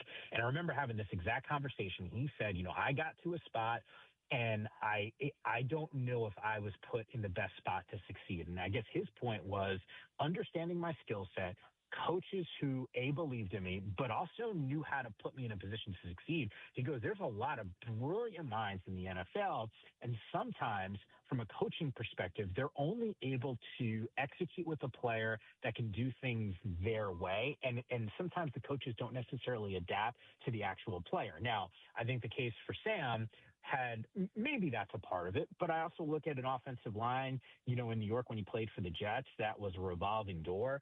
I don't know how consistent that wide receiver group was in his time with the Jets. And I think once he got a better offensive line, once he got a defense, once he got arguably, the best wide receiver in the game, by the way, and he's played with Justin Jefferson and now JSN, you can make an argument. It's like, he showed everyone what he could do in Minnesota. I think that's why it's wild that they ended up moving on from him. I do get it because of the business of the NFL and J.J. McCarthy and his draft stock, but to me, I think it's as simple as two things: fit with an organization and the coaches that are around you.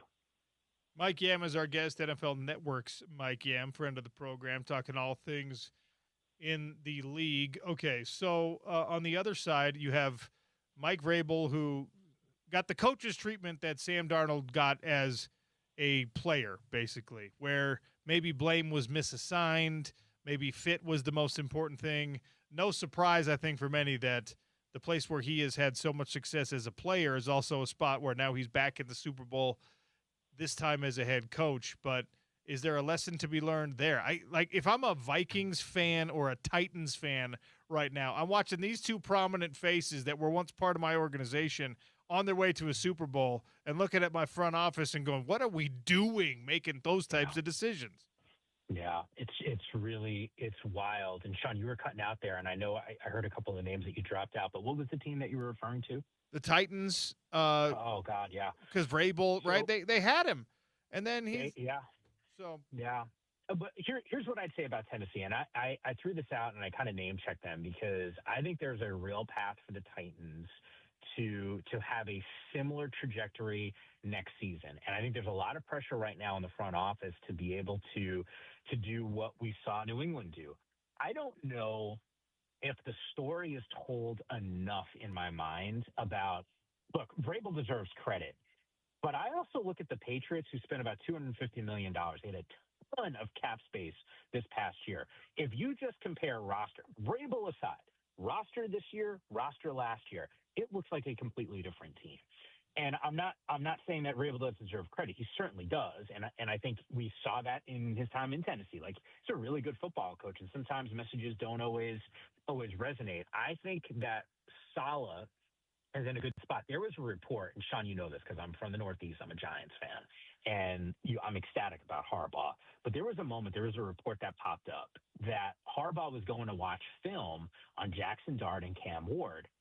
And I think on face value, you say, like, really? Like, you'd actually consider Tennessee, considering that record, considering the lack of personnel that's there? I mean, I don't want to sound like a fan. Like, the Giants roster on paper is better than the Titans roster, right? I mean, you talk about just name value alone. Malik Neighbors, if he's healthy, you got a left tackle in Andrew Thomas. You got really nice pieces on the defensive side. Like, that Giants roster is not devoid of talent. And I'm sitting there going, well, Harbaugh's looking at tape of Cam Ward, who I love, by the way, as a quarterback. I think there's real upside.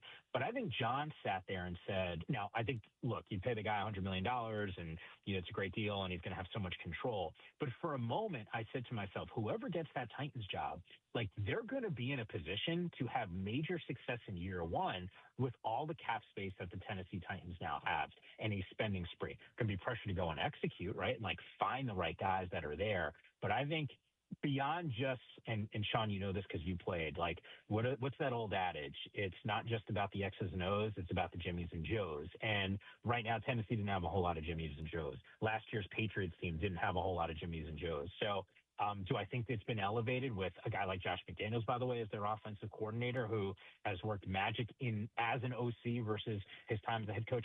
Sure. But I do think that roster has been dramatically elevated from last year to this year. Which part of the massive spin of this year's coaching carousel has intrigued you or surprised you the most? Which move do you think bears fruit the quickest? Ooh. So, all right, I do think I mentioned Tennessee. You know how I feel about the Giants and Harbaugh. So, like, I'll just say those two. How about just like a surprise in general? And I think it's not just like what happens with, a leader of the Raiders, but I also think, their general manager in Spytech, like what he does with the number one overall pick. Like, I would tell you, if you look, and there's a reason why they have the top pick, and I get that, so it's not breaking news. But if you look at the Raiders roster, like, to me, it's one of the most intriguing storylines. And, maybe it's, Clint Kubiak who gets that job, which, by the way, I think would be a good fit there. But I think there's so many questions. Do you believe Fernando Mendoza is a franchise quarterback? By the way, success at the college level does not guarantee success at the NFL level. And I'm not saying he's not going to be successful. I'm just saying you're going to put a whole lot of chips at the center of the table when you have not had success at the quarterback spot. Do you feel the pressure to go and just take Fernando because you need a quarterback? He's what everyone says is the best guy. Or do you truly believe that this guy can deliver for this franchise that is really devoid of talent? Like, I think you can make a case that offensive line was maybe the worst that we've seen in the NFL. Ashton Genty heading into last year, I thought could be your offensive rookie of the year. And yet every time I watched one of those games, every time he got the ball in the backfield, he was met basically as he was getting the football. Like, there was no room for him to operate. Like you talk about running back, tight ends, and Crosby. What else is on that roster? So for as much as we talk about head coach, and I know that's what you asked me about, I think the next few weeks here, the most intriguing storylines really revolve around what the Raiders do, not only with their head coach, but the decision around that number one pick and keeping it or trading down to fill multiple holes. Mike, I know we got to let you go. I do want to flex a little bit here and tell you that I have been invited to do a guest lecture for a master's class at Fordham, and you are like the only person. You're the only person in my sphere that will care about that at all. Well, are you serious? Yeah. What are you? I can't even get an invite back to campus half the time. Let's go. Good for you. Hold on. What's the class? Like, it's business communications for quants, which apparently is just a very, very unique group of students that are like all mega geniuses. That a lot of them have communication deficiencies. So I'm gonna go do a little guest lecture. Are you flying out there? To be determined. It'll probably going to be over Zoom because I don't know how we'll make the schedule work with a school night and doing a show the next morning, et cetera. But I'm pumped about it. You should be. Oh my God, I am so jealous. If you end up on campus, you obviously have to call me because there's some food recommendations. You hook me up. I don't know if they're sponsored for the show, or if they have like competition. But last time I saw you in person, I always talk about this place. You and I got lunch together there. It's the closest thing to home that I've got on the East Coast. So I'll just say that without plugging the place because they should pay you for the plug. So that's one. You got to let me know if you're there. And two, quants are like geniuses, dude. Like, yeah. I mean, and by the way, I had a business communications class, still one of my favorite classes that I had when I was at Fordham. Well, whatever that's worth. I'm sure I add absolutely nothing to the education for these people with my, but I'm excited about doing it anyway. And I'll drop a Mike Yam reference and hopefully some of them pick it up. Oh, please, no one will, but it's all good. Seriously, man, I know we don't get to catch up unless I come on the show with you. So promise me, man, like we got to offline and just have like a long life catch up. I got to hear how the family's doing, how the multiple homes and being a slumlord, what that's actually like and the whole thing. So, but I do miss you, man. Like honestly, every time I get a text from you or your producer, I always smile because I really do miss working with you and hopefully our paths cross in person at some point, but let's definitely catch up on the phone soon. Absolutely, we will. Mike, you're the man. Love you, dude. And enjoy this. Super Bowl week is coming, man. You've earned the right to be there with it. Let's go, baby. I'm looking forward to it, man. I really do appreciate it. We'll definitely talk soon. That is Mike Yam, NFL Network, and more relevant to my world as a dad of three, he has a wonderful children's book, Fried Rice and Marinara. If you have not purchased it yet, I promise you should. It's great. It's an easy little read for your kids. It's quirky. It's fun. And you know the guy that wrote it, Mike Yam, Fried Rice and Marinara. Go check it out. It's available on Amazon. Big thanks to Mike for joining us. All right, we've got Gavin Peterson coming on at 1. Is that correct? We've got another Farmers Insurance Open leaderboard update brought to you by You Went to Golf next. It's the Sean O'Connell Show on ESPN 700 and 92.1 FM.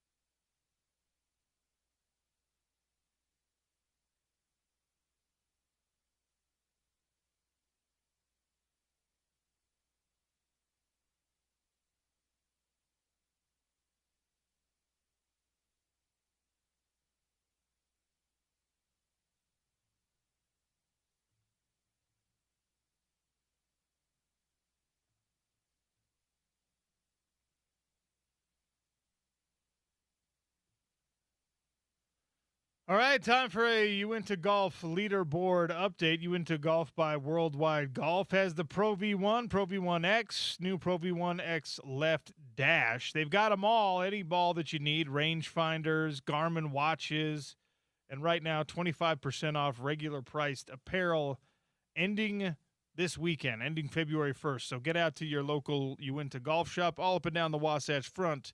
Take advantage of the sales before they are done. Farmers Insurance Open, leaderboard update. James Peterson behind the glass. What's going on at the Farmers Insurance Open?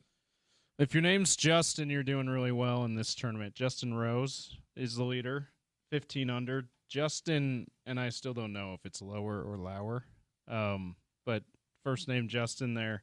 Also at 11 under in second place, Seamus Power in third at 10 under. Let's see, Christopher Ventura. Christopher, of course, with the 2F spelling and the K spelling. Love that. Love the different spelling there, obviously, from overseas as well. He's at 9 under in fourth. Few guys tied for fifth at 8 under, including Hideki Matsuyama. And then rounding out the top 10 is guys at 7 under, including Siwoo Kim and Max McGreevy. Tony Finau is in the field. Last check, he was at 1 under for the tournament. He's made up a little bit of ground here. He's at 3 under now through 8 holes, so still got time to climb the leaderboard even more. Patrick Fishburne is through 3 holes, the former BYU golfer. He's even for the tournament, and even on the day as well. So at 3 under, he's going to be one of those guys that's going to be close to the cut line. So that's something to watch for Patrick Fishburne. That's your PGA Tour leaderboard update brought to you by Uinta Golf from the Farmers Insurance Open. All right, we got to take a quick one here. Gavin Peterson, Utah women's basketball head coach, joins us next. And then the airing of grievances at 1:30. Get those texting fingers fired up. It's the Sean O'Connell Show on ESPN 700, 92.1 FM.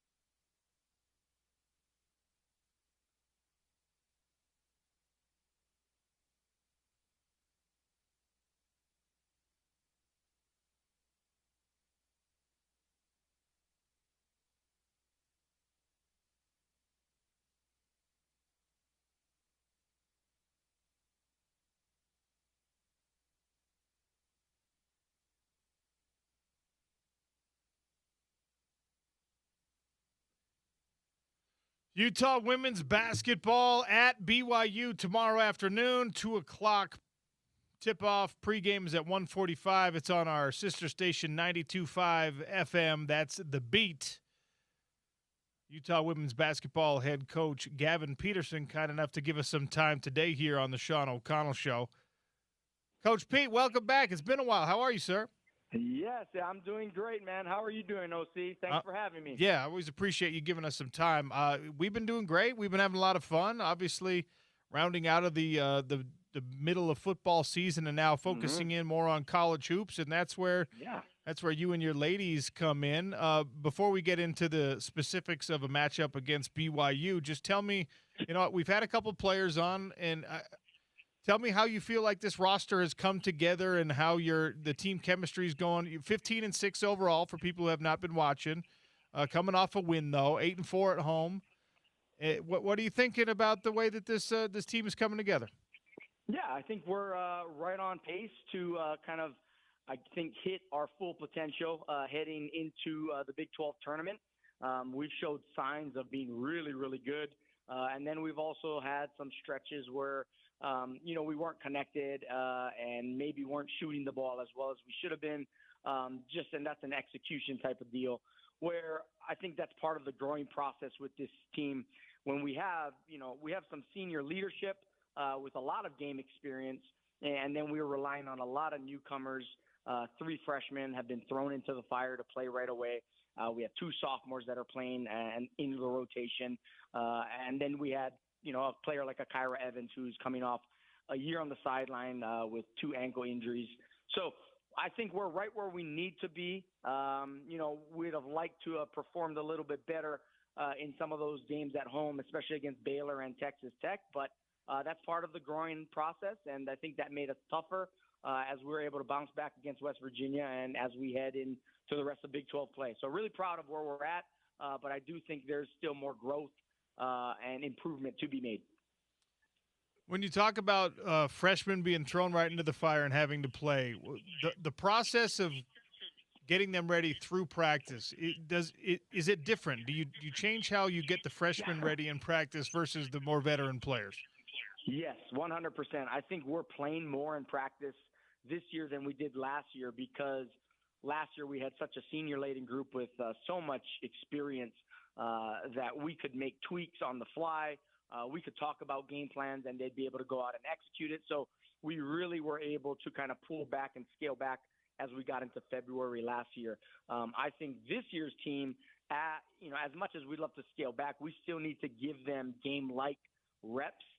When we practice against our scout team, we want to make sure that those practice reps can translate to game experience. And I think that's why our freshmen have been able to slowly get better. I think the valuable experiences from games have really paid dividends because they've been thrown into the mix. And now, are they really freshmen? Yes, they are, especially with some of their decision making. But in terms of the experience, they're ready for the moment. And I'm excited that we have them and we can rely on them. Undefeated so far on the road, and obviously this game on Saturday is another road game. How does that happen, Coach? I mean, typically, any team in basketball at any level performs better at home than on the road. We kind of like pencil in the difficulties of road matchups and maybe a loss here or there because of that. But so far, so good on the road. Is this something you recognize about your team early on? Probably I'd be lying if I said yeah. I think we pencil it in similar to you do. Let's split on the road and let's take care of home court. Well, we've lost a few games at home already in Big 12 conference play, so we really don't have a choice. We got to go steal some on the road. But I think with the dynamic and the makeup of our team, the personalities we have on our team, it makes traveling together fun. They enjoy each other's company. And that's the only thing that I can point to is that we pour into each other away from practice time. We don't just go to the road or go to our hotels and you guys all go to your room. We actually spend time together in our meeting space. We'll put up some, basketball games on the big screen. We'll play some board games. And we just kind of hang out with each other. And I think that is critical for team development. And it can bring a team together. And luckily for us, it has, and we've been performing pretty well on the road. So hopefully we can finish strong and, keep that record intact. But tough one this Saturday. Tough one this Saturday, indeed. We'll get to that here in a second. I want to talk about the win you're coming off of, because a win over a top 25 squad in West Virginia, that's obviously an important little feather in the cap. And you had 4 women in double digits in terms of scoring in this game. In previous top 25 matchups, it's been harder, and you've had to kind of spread it out a little bit more. Obviously, every game you wish you had 4 double-digit scorers, but right. How were you able to achieve that against West Virginia specifically? I think we were, against Texas Tech, coming back from that loss, that was going to be a challenge in and of itself. And, our coaching staff, our players, we really came together and learned. And I felt like that Texas Tech game, we played a little bit disjointed. We let their full court pressure get to us, and that just got us off rhythm. So learning from that, and to answer your question, I feel we stayed in contact and connection with each other on the offensive end after we, took advantage of our press offense. We got it past half court. We were able to find a rhythm in our half court execution, which was lacking on that Saturday's performance against Texas Tech. So I think just because of that, allowing the ball to move, finding the open man, that's when, your shots are going to come because of the extra pass being made. We were shot ready. And when you're shot ready and you're taking good shots, chances are you're going to make more than you miss. Gavin Peterson, Utah women's basketball head coach, is our guest here on the Sean O'Connell Show. Tomorrow you can listen to their game against BYU. It's, again, a 2 o'clock tip-off in a 1:45 pregame. 92.5 The Beat, our sister station, is where you can hear that basketball being played. So, Coach, let's get into this now. BYU, in-state rivalry, emotional game all the time. Where is BYU most dangerous? They can shoot the three. They like to play up-tempo, as do we. So they're going to be dangerous on both ends of the floor. They have one of the best players in the Big 12 in Delaney Gibb, and she is going to have the ball in her hands and going to be making plays, whether she's setting up her teammates for open shots or scoring the ball herself. So we have our work cut out for us to try to slow her down. You're not going to stop a player like that. She's a phenomenal, gifted basketball player. So we just got to be, making her work for her points, work for her assists. And then if we can do that and then execute and take care of the basketball on our end, I think it'll be a very good basketball game. But, team down south, man, they bring it. They don't take any plays off. They play hard all the time. They're one of the best rebounding teams in our league. And we just got to make sure that we answer and match their intensity from the jump. And if we do that, I think it's going to be a great game, as it always is between these two schools. We do this all the time when we're talking about the rivalry game. The level of emotional investment from players, especially ones like transfers that come in maybe halfway through their career, or you've got international players that it's an unrealistic expectation to be like, hey, what do they think of BYU Utah in Australia? You know what I mean? Like, right. But obviously they're all bought in on being Utes, and this is part of being bought in on being Utes is you hate BYU and you understand how important this rivalry is. But how much education, how much deliberate education goes into that for you? I think it just because of where our season stands, a lot of the newcomers get to experience a football game or they get to experience a volleyball game. And then they, obviously paying attention to men's basketball, who already played them twice this year. So they understand the hype, the social media aspect, all those things that magnify this game between these two schools. So by the time it comes our turn to play, I always joke with the newcomers who it's their first time. It's like, give yourself 3 minutes, and 3 minutes into the game, you're going to feel the intensity. You're going to feel the passion that both sides of the court want to execute and want to win so badly that you have no choice to just fall in line and be all in. And, we've been able to do that through the years, and it's fun. I actually enjoy the rivalry. I have fun with it. I don't write in blue pen. I make it a point to let that be known to our team, and I joke about it. I try not to use the letters. I always say TDS. But it's just all fun and games. There's a lot of respect between our programs.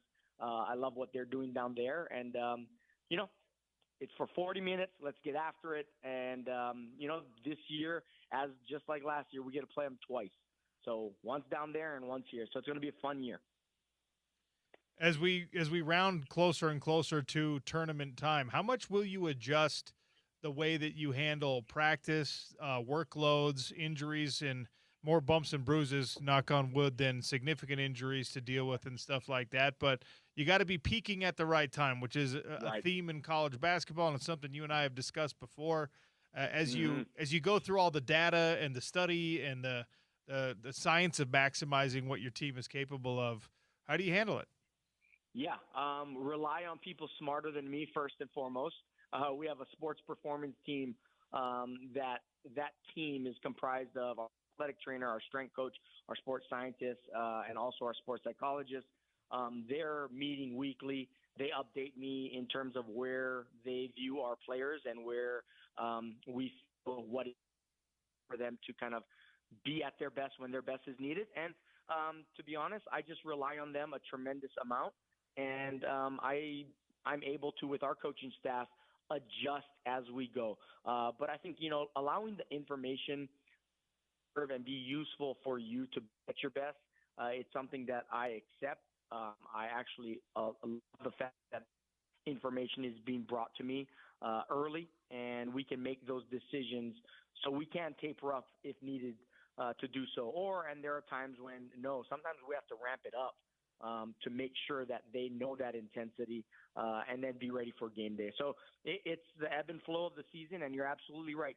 During college basketball season in the month of February, as we're really close to February, those are when tough teams, the gritty teams, those are the ones that win. And with a young, that is our goal, that is our charge.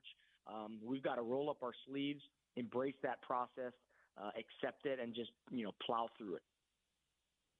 Big picture perspective, especially where the conference is at, because conference tournament and conference play before you get to anything NCAA tournament-wise, you got 4 ranked teams in the top 25 right now in this Big 12 conference, and you were obviously familiar with what it was like playing women's basketball in the Pac-12 conference as well. Before that conference died, it was probably the best or one of the best in the nation, we're well removed from that now, but have things gone according to your expectations outside of your own room and your own building when it comes to TCU, Baylor, Texas Tech, West Virginia, the other teams in this league showing where they're at? Yeah, I think it's the adjustment process. I think last year we probably thought going in we were going to be better than where we actually finished. But that's part of going into a new league.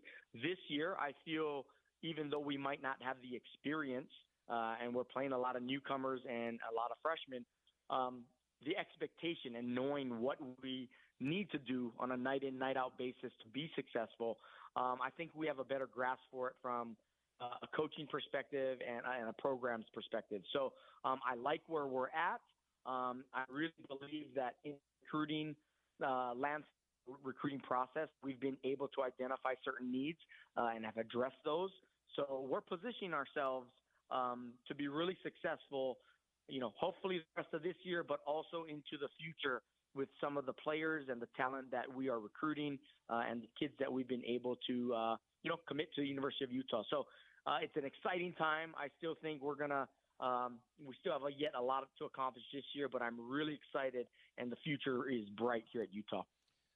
We have also talked about this in the past, but these last couple years have very much felt like a moment for women's athletics and women's basketball, pretty specifically, where women's college hoops and pro hoops is getting a lot more attention. Big time personalities and star players have certainly helped that, but even companies giving shoe deals out and things like that.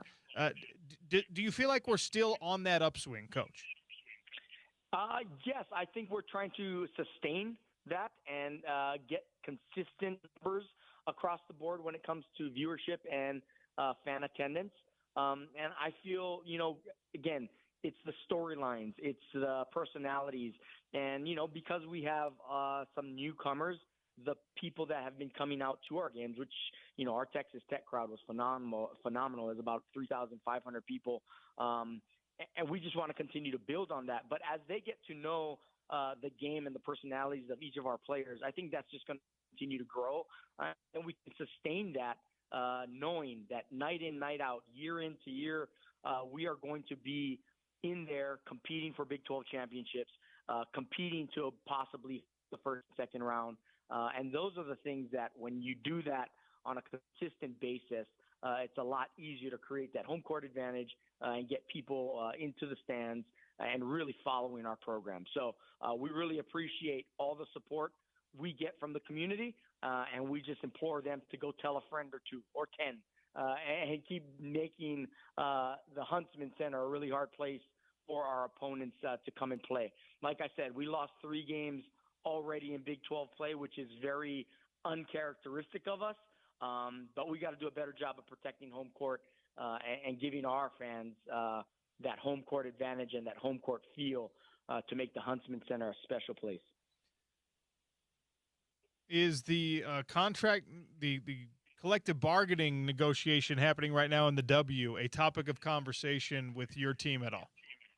No, we don't get caught up in all that. Our coaching staff talks about it because it's like, well, we want to see a WNBA schedule. We want to go maybe head out to LA and watch Coach Roberts and her staff go through training camp. We want to be able to learn a little bit and do those type of things. So we always joke about it, but we hope that it gets taken care of sooner than later. I think the players deserve what they're asking for. And I also think that people are going to continue to show up and support women's athletics, especially at the WNBA level. But if this goes too long, I wouldn't want to flirt on killing any of that momentum that has been built over the last 2 to 3 seasons on their part. So let's get it done. Come on, folks. That's how I feel. It's tough. It's cool to see, this moment that I just referenced, but yeah. You can't then interrupt that with a stoppage in play. I mean, there's no way to sustain momentum if there's no forward movement at all. No, you're going to take 3 steps forward and then you're going to take 5 steps back. It's like you cannot do that. So they definitely, I know they're working hard on it, but they got to get it done. They got to get it done soon. Well, that's above my pay grade and even above your pay grade. We'll let them handle it, Coach. You just do your thing and go get a win in Provo tomorrow. And as always, I appreciate your time, especially in season. Awesome. I appreciate you, my man. Thanks, OC, and go Utes. Evan Peterson, the head coach of Utah women's basketball. You can hear that game tomorrow on 92.5 The Beat. 2 o'clock tip, 1:45 pregame. Men's basketball will be right here on ESPN 700. 3:30 pregame, 4 o'clock tip on your home of the Utes. Bill Riley, Sean Mooney will be on that call, obviously. All right, going to take a quick break here. We're going to open things up for the airing of grievances. I'm also going to throw a couple daily dump items in because we didn't get to that. We're still giving away tickets before the end of the show. Lots to get to on the Sean O'Connell Show. It's Utah's #1 sports talk, ESPN 700 and 92.1 FM.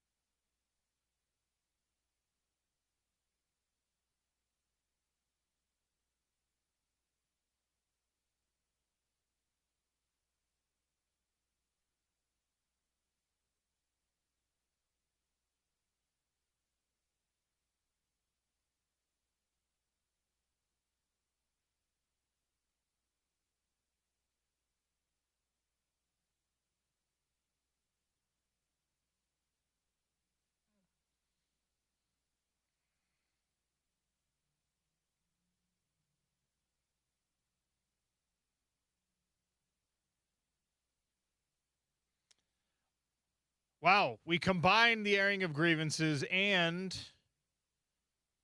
the Daily Dump. 877-353-0700. Text your grievances. You can also tweet them at me at Real OC Sports. We'll give James some space. He can air his grievance. This is interesting because my grievance right now, one of my grievances right now, is actually, I hope, going to be solved by the truck with the duck.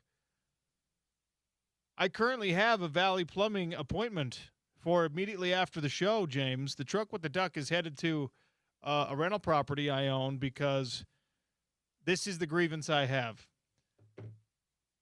We need to, at some point in, I don't know, elementary, middle, or high school curriculum / college curriculum, whatever, we need to put home systems class into the everyday average lexicon of learning.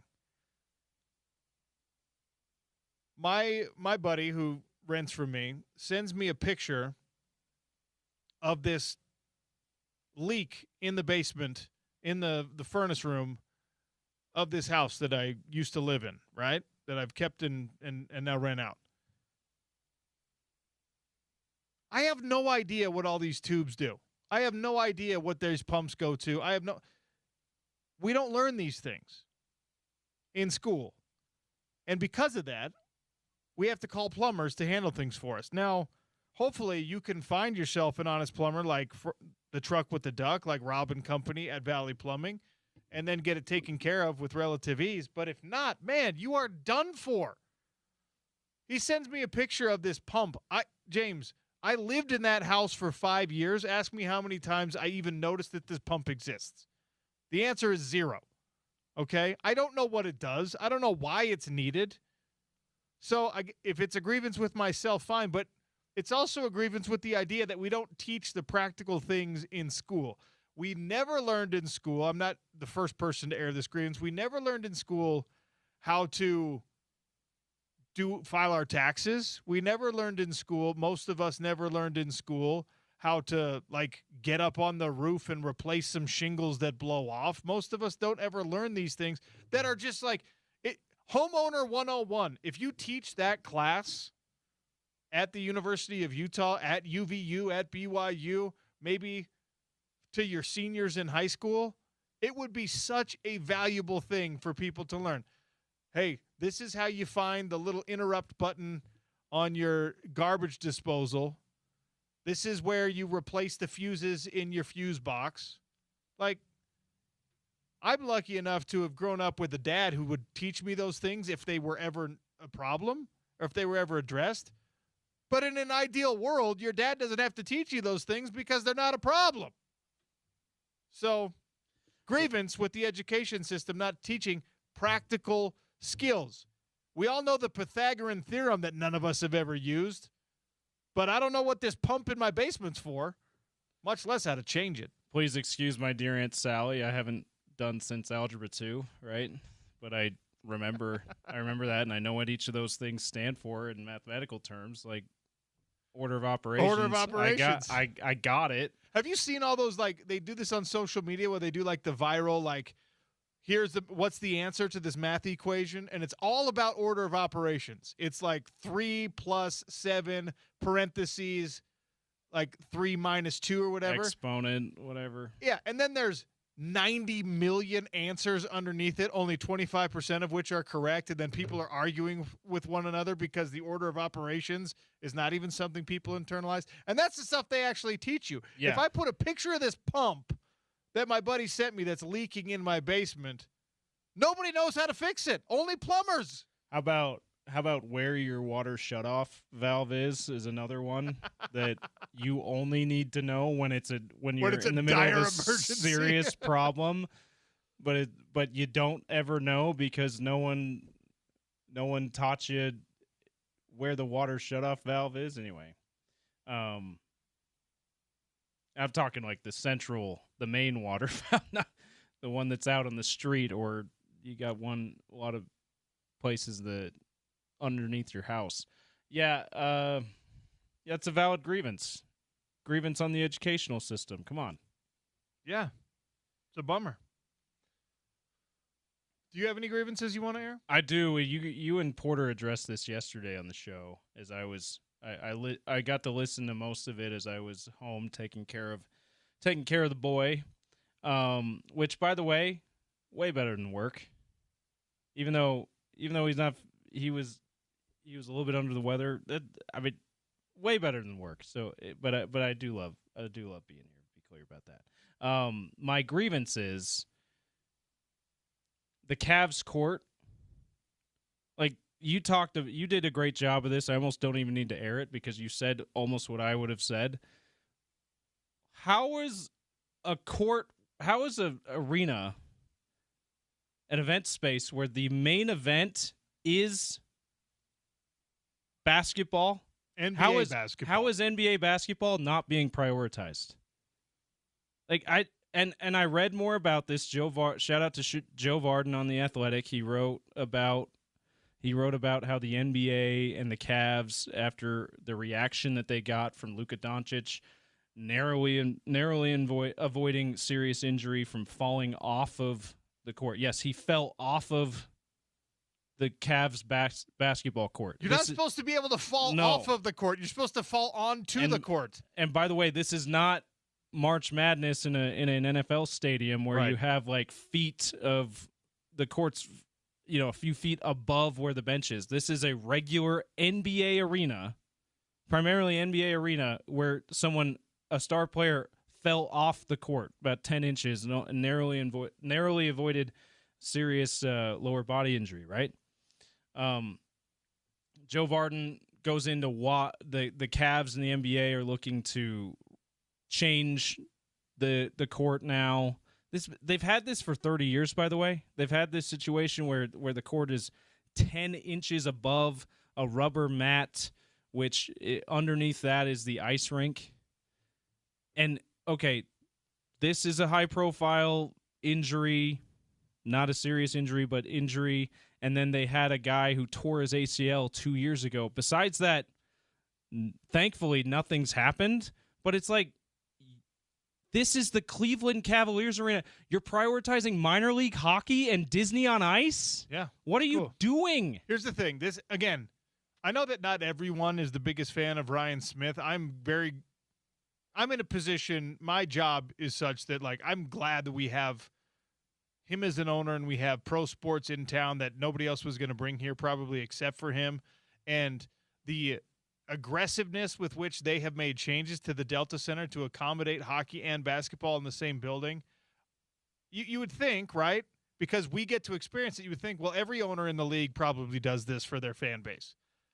Every owner in the league is going to dump, $60, $100 million into ripping out the guts of an arena and refitting it and redoing it just so that the experience is better. And yeah, if you had to rip it all out and you had to dig down a couple extra feet or a couple extra inches or whatever, you bring the backhoes in there, you crack through the old concrete floor, and you do what you got to do. Like that's what they have done with the Delta Center. They're willing to do that stuff with the Delta Center. This Rocket Arena, they're just like, just crudely engineer a platform that the NBA floor will now be on, so I don't have to dig down a little bit in order to fit the ice, or don't come up with a better riser system for the benches and everything else so that the NBA floor is all – that would be too expensive for me. I don't want that. Like, you could easily just bring it all up, right? Bring the bench area up to the same level, then you don't have a step down. You don't have to worry about any of this. I mean, I've made jokes, somewhat jokingly, about how the San Francisco 49ers practice facility could be a huge, massive financial liability for them. Imagine if Luka Doncic hurt himself in a significant way because of your floor, because of your arena, because of your step down, what the Lakers and Luka himself could do to you as a franchise with the lawsuit. Imagine, and LeBron played 11 years there as a member of the Cavs in two different stints, of course. He's played at least a couple of games a year, at least one game a year there for 23 years now.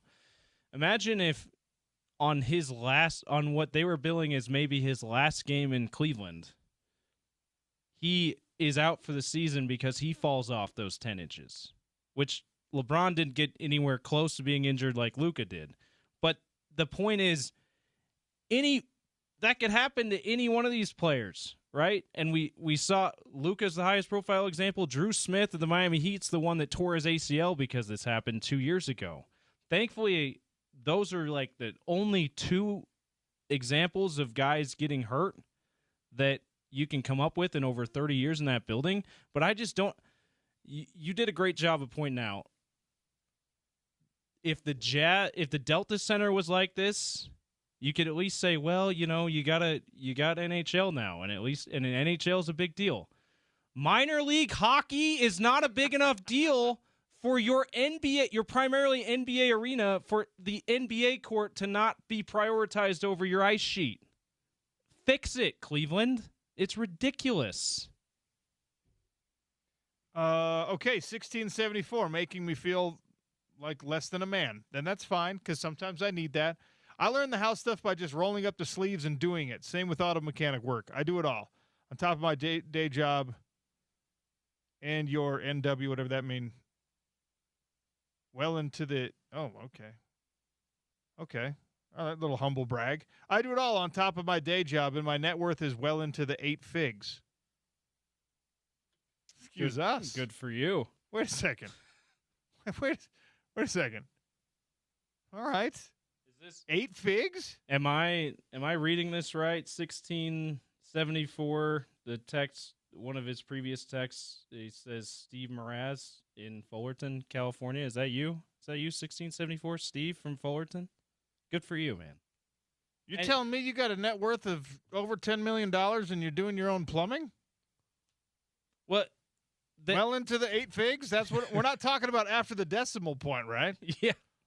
Yeah, a couple of figures after the decimal point. That's me too. Because if you add the 0.00, if you add the decimal point and then the cents, now 8 figs is just like, you're in the several $100,000 range probably.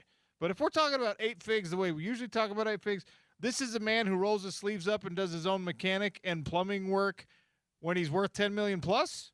Blue collar. Heck yeah, dude. Yeah. By the way, better man than I, for sure. By the way, I'm just going to say Steve from Fullerton because I think that's who it is that's texting in. That's actually very valid to say you learn those things by doing it. Uh-huh. And thankfully we have things like YouTube and TikTok where people have made it their side hustle to like teach the masses how to do these things and show videos of how to do these things. That really is, in my experience, that's been where I've gotten the majority of my education on this kind of stuff. Yeah, it's great. But it's and that is the best way to learn, but it's like it would have helped us a whole lot more if it was part of our K through 12 education now. Also, you're suggesting that I while there's water actively leaking into the basement, hold the YouTube video. Fire up the YouTube video? I mean, it doesn't take too much time, I suppose. I guess. I mean, I guess it depends on how bad the leak is. There he goes. He confirmed. Steve from Fullerton. Shout out to you, man. That's awesome, man. I'm truly impressed. Not even being facetious there. That's pretty great. All right, grievance. I know it's just who has the rights this year, but NBC having the Super Bowl and the Olympics on the same day this year's the Super Bowl is not great. I would much rather watch the Olympics. I know it's smart for them having both events, but not having interest in one and controlling the other, it's a bummer for me. And the Olympics don't start till the next day, right? I don't think that's true. I think that don't they start the 9th? I thought they were. Maybe they start next week. Winter Olympics start date Friday, February 6th. Okay, so a few days before. My bad. I'm okay with it because the Super Bowl for me is always going to trump, even a less interesting Super Bowl is always going to trump Winter Olympics. And it's not like you've got the finals, like the Olympic hockey final happening on Super Bowl Sunday, right? Everything is just kind of like qualifying events at this point, I think. But it is a bit greedy. NBC, you got all the good stuff this year. Now it's your job to make sure you program it accordingly. 79-72. They also have the NBA All-Star game. Like, come on, share the love, NBC.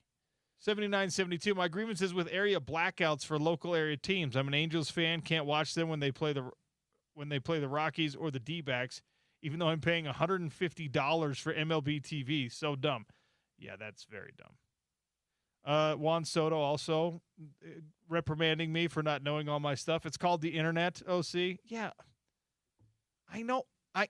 I have done the YouTube thing. I'm talking about, wouldn't it be nice, right, that you don't have to watch the YouTube video because you already know?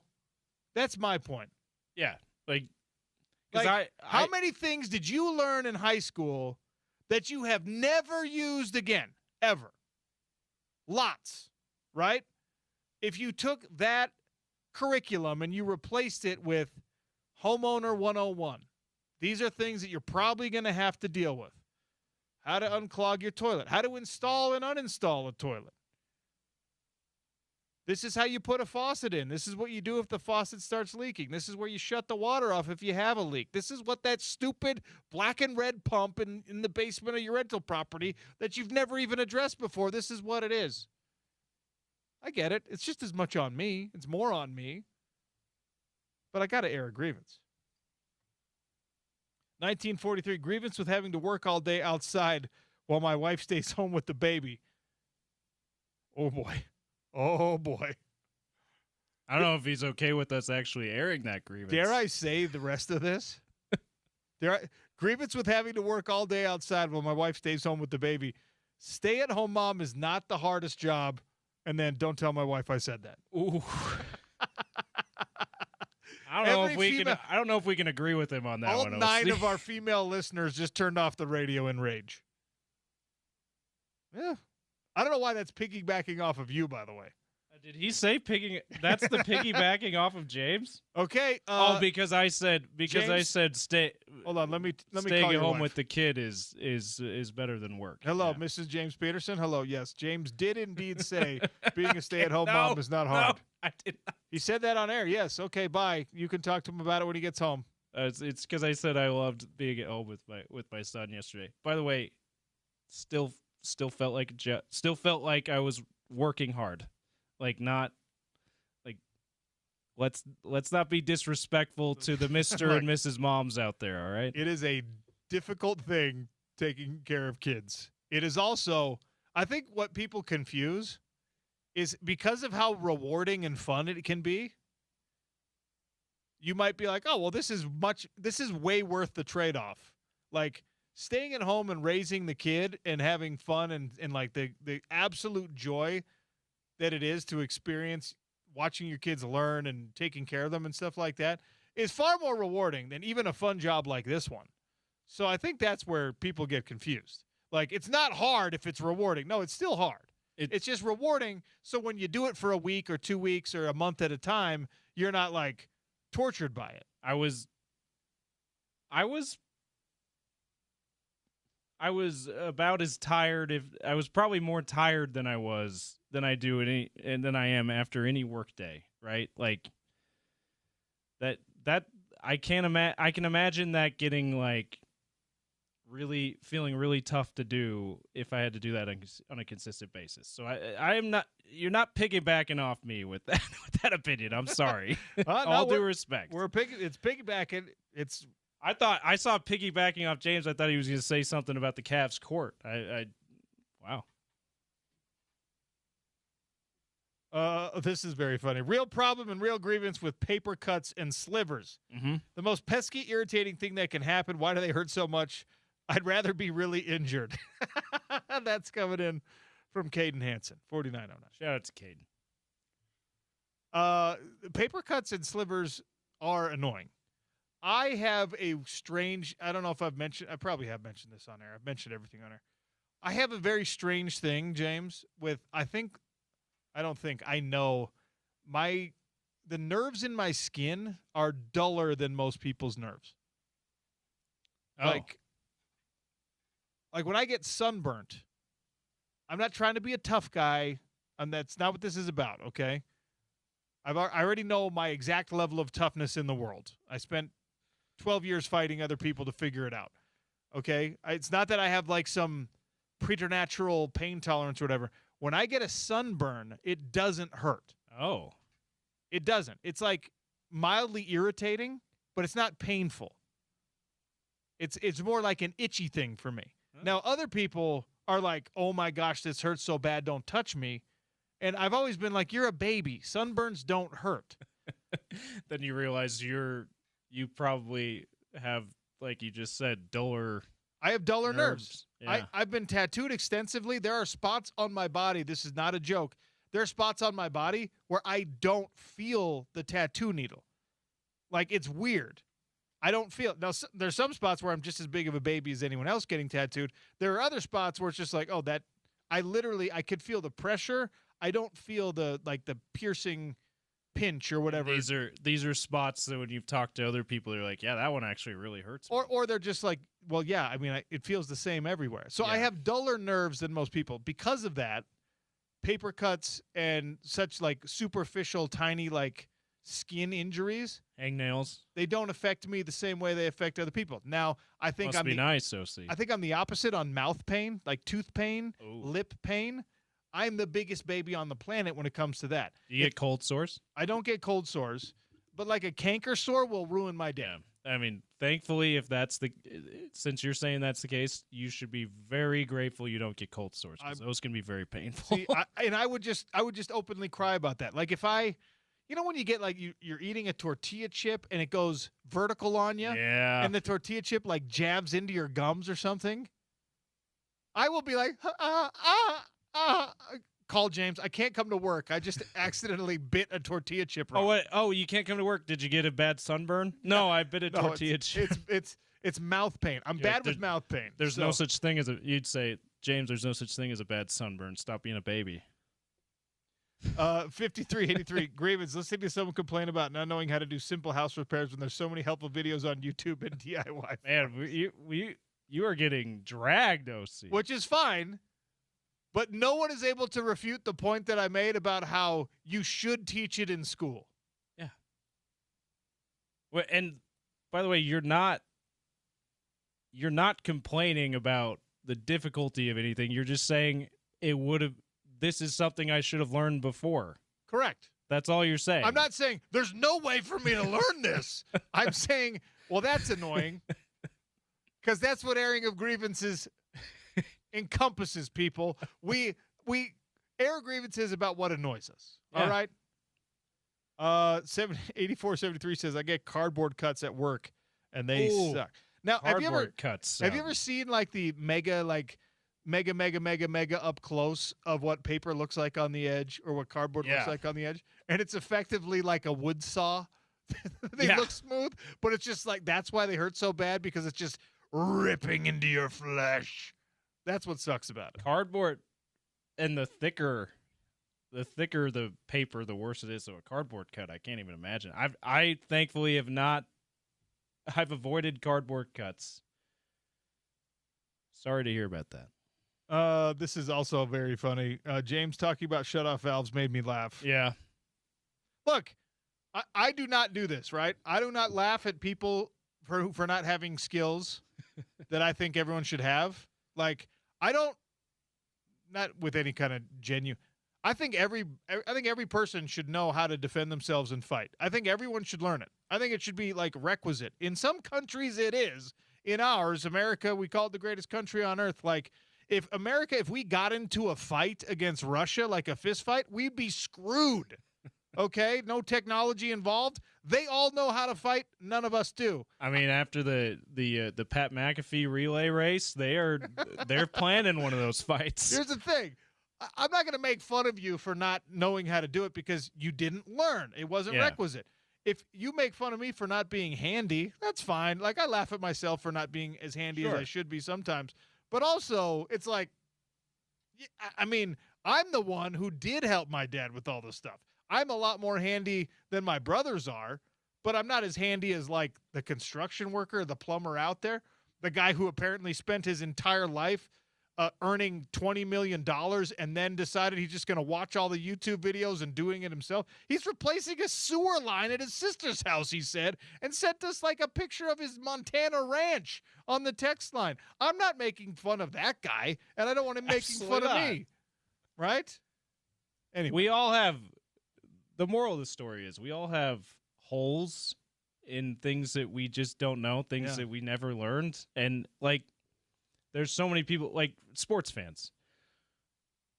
There are so many things or sports figures that I'm like, everyone knows who that is and knows what sport they play, even if you don't know sports. And I've learned that is not the case. You know what's so funny is how much time I've dedicated in my life to having knowledge about things that matter zero.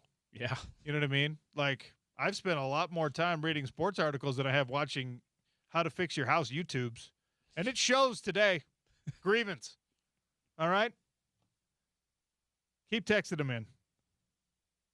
What they should teach in school is how to correctly do taxes. Household repair you just figure out in YouTube. Okay. You could do that. You could do that with YouTube also. TurboTax is free, baby. Yeah, why don't you use the internet? Filing taxes is a huge pain, by the way. Teach it all is my point. Catching strays, and you know what? I probably deserve it on a Friday. All right, we'll give away some tickets. We've got PBR tickets coming February 6th and 7th, and Pitbull, Mr. Worldwide, coming on June 3rd. It's the Sean O'Connell Show. Wrapping up next on ESPN 700, 92.1 FM.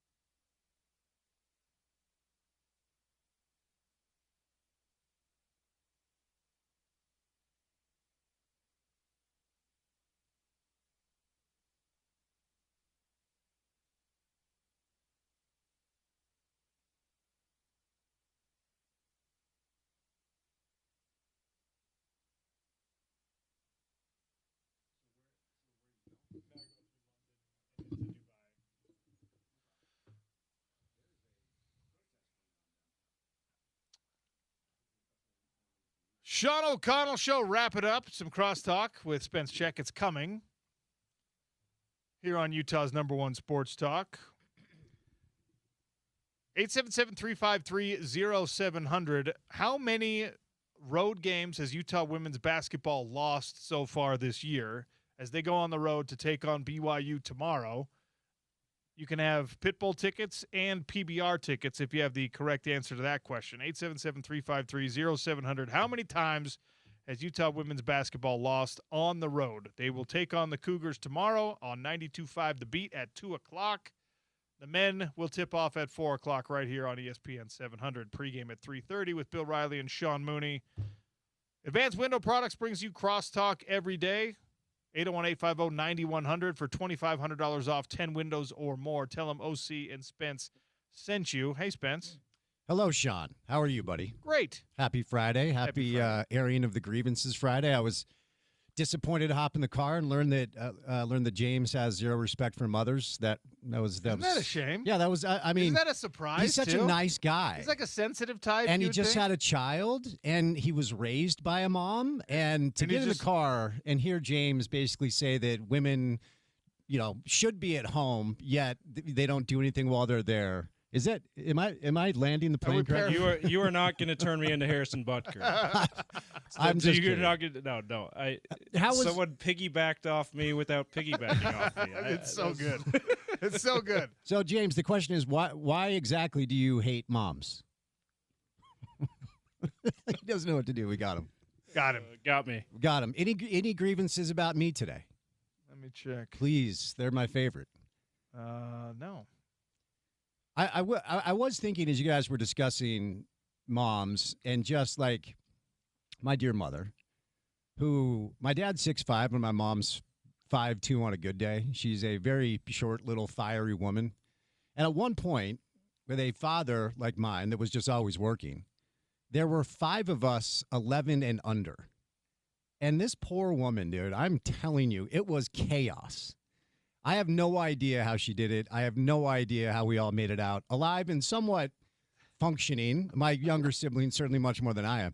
It is amazing what that woman was able to accomplish. God bless my mother. I'll tell you that much. All mothers, really. Yeah, definitely. It is. It's an unbelievable thing. And the funny thing that my wife and I, because I pride myself on being a very active dad. Mm-hmm. I'm blessed enough to be home quite a bit with my children, and I appreciate it a ton. And when my wife needs to do something, I'm happy to let her go do something. And I hate when people say you're babysitting your own kids or, oh, dad's babysitting today. Nope, they're my children. I'm not babysitting them. I'm doing my duties as a father. Yeah. I'm raising my children.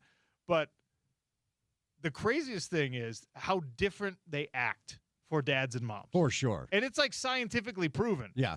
And it's not just like because mom's not as good of a disciplinarian or dad is better at it or whatever. It's just kids react differently to their dad than they do to their mom. Yeah. It's just how, I guess it's evolutionary psychology, whatever it is. But kids don't act the same when it's just their mom. And they're a million times worse for their mothers. Yeah. It's crazy. It's interesting to consider the dynamic, and it's probably different for you because, to your point, you are home quite a bit and very involved.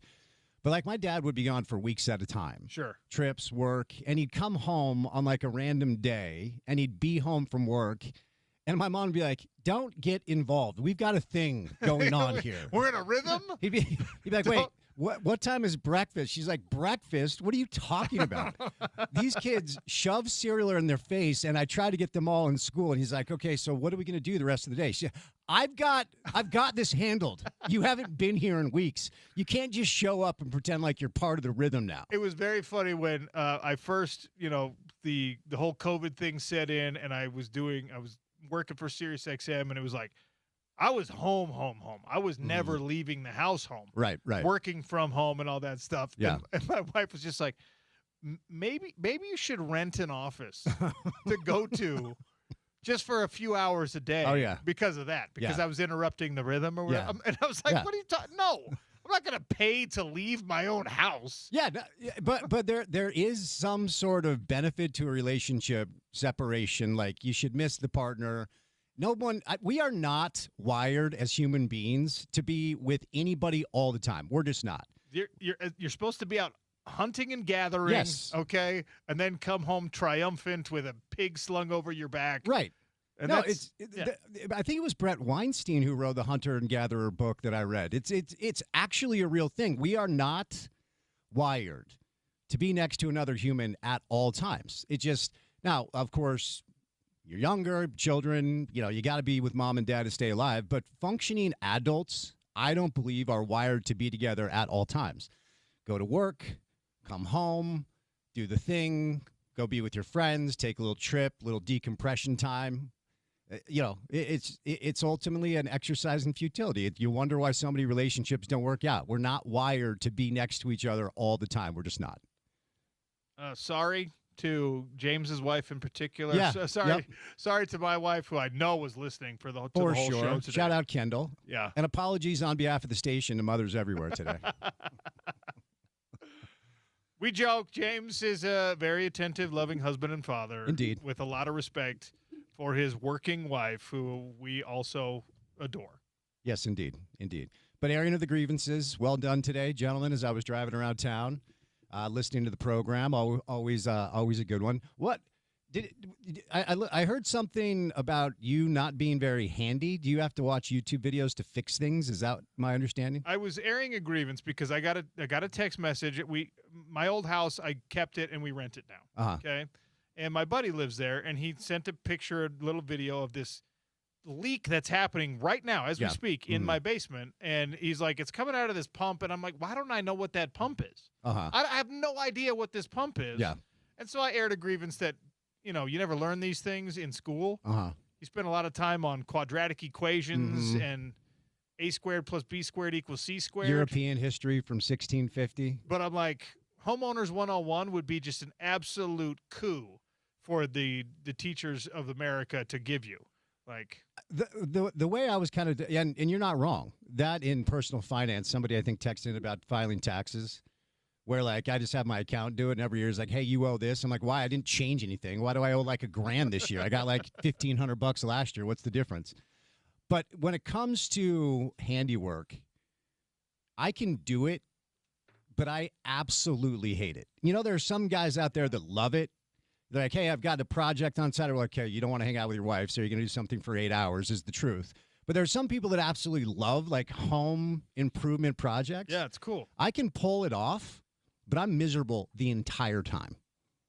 And some of it's learned. The other thing, Texter made a good point. Like YouTube, you can really get through anything with tutorial videos, but no part of me enjoys it at all.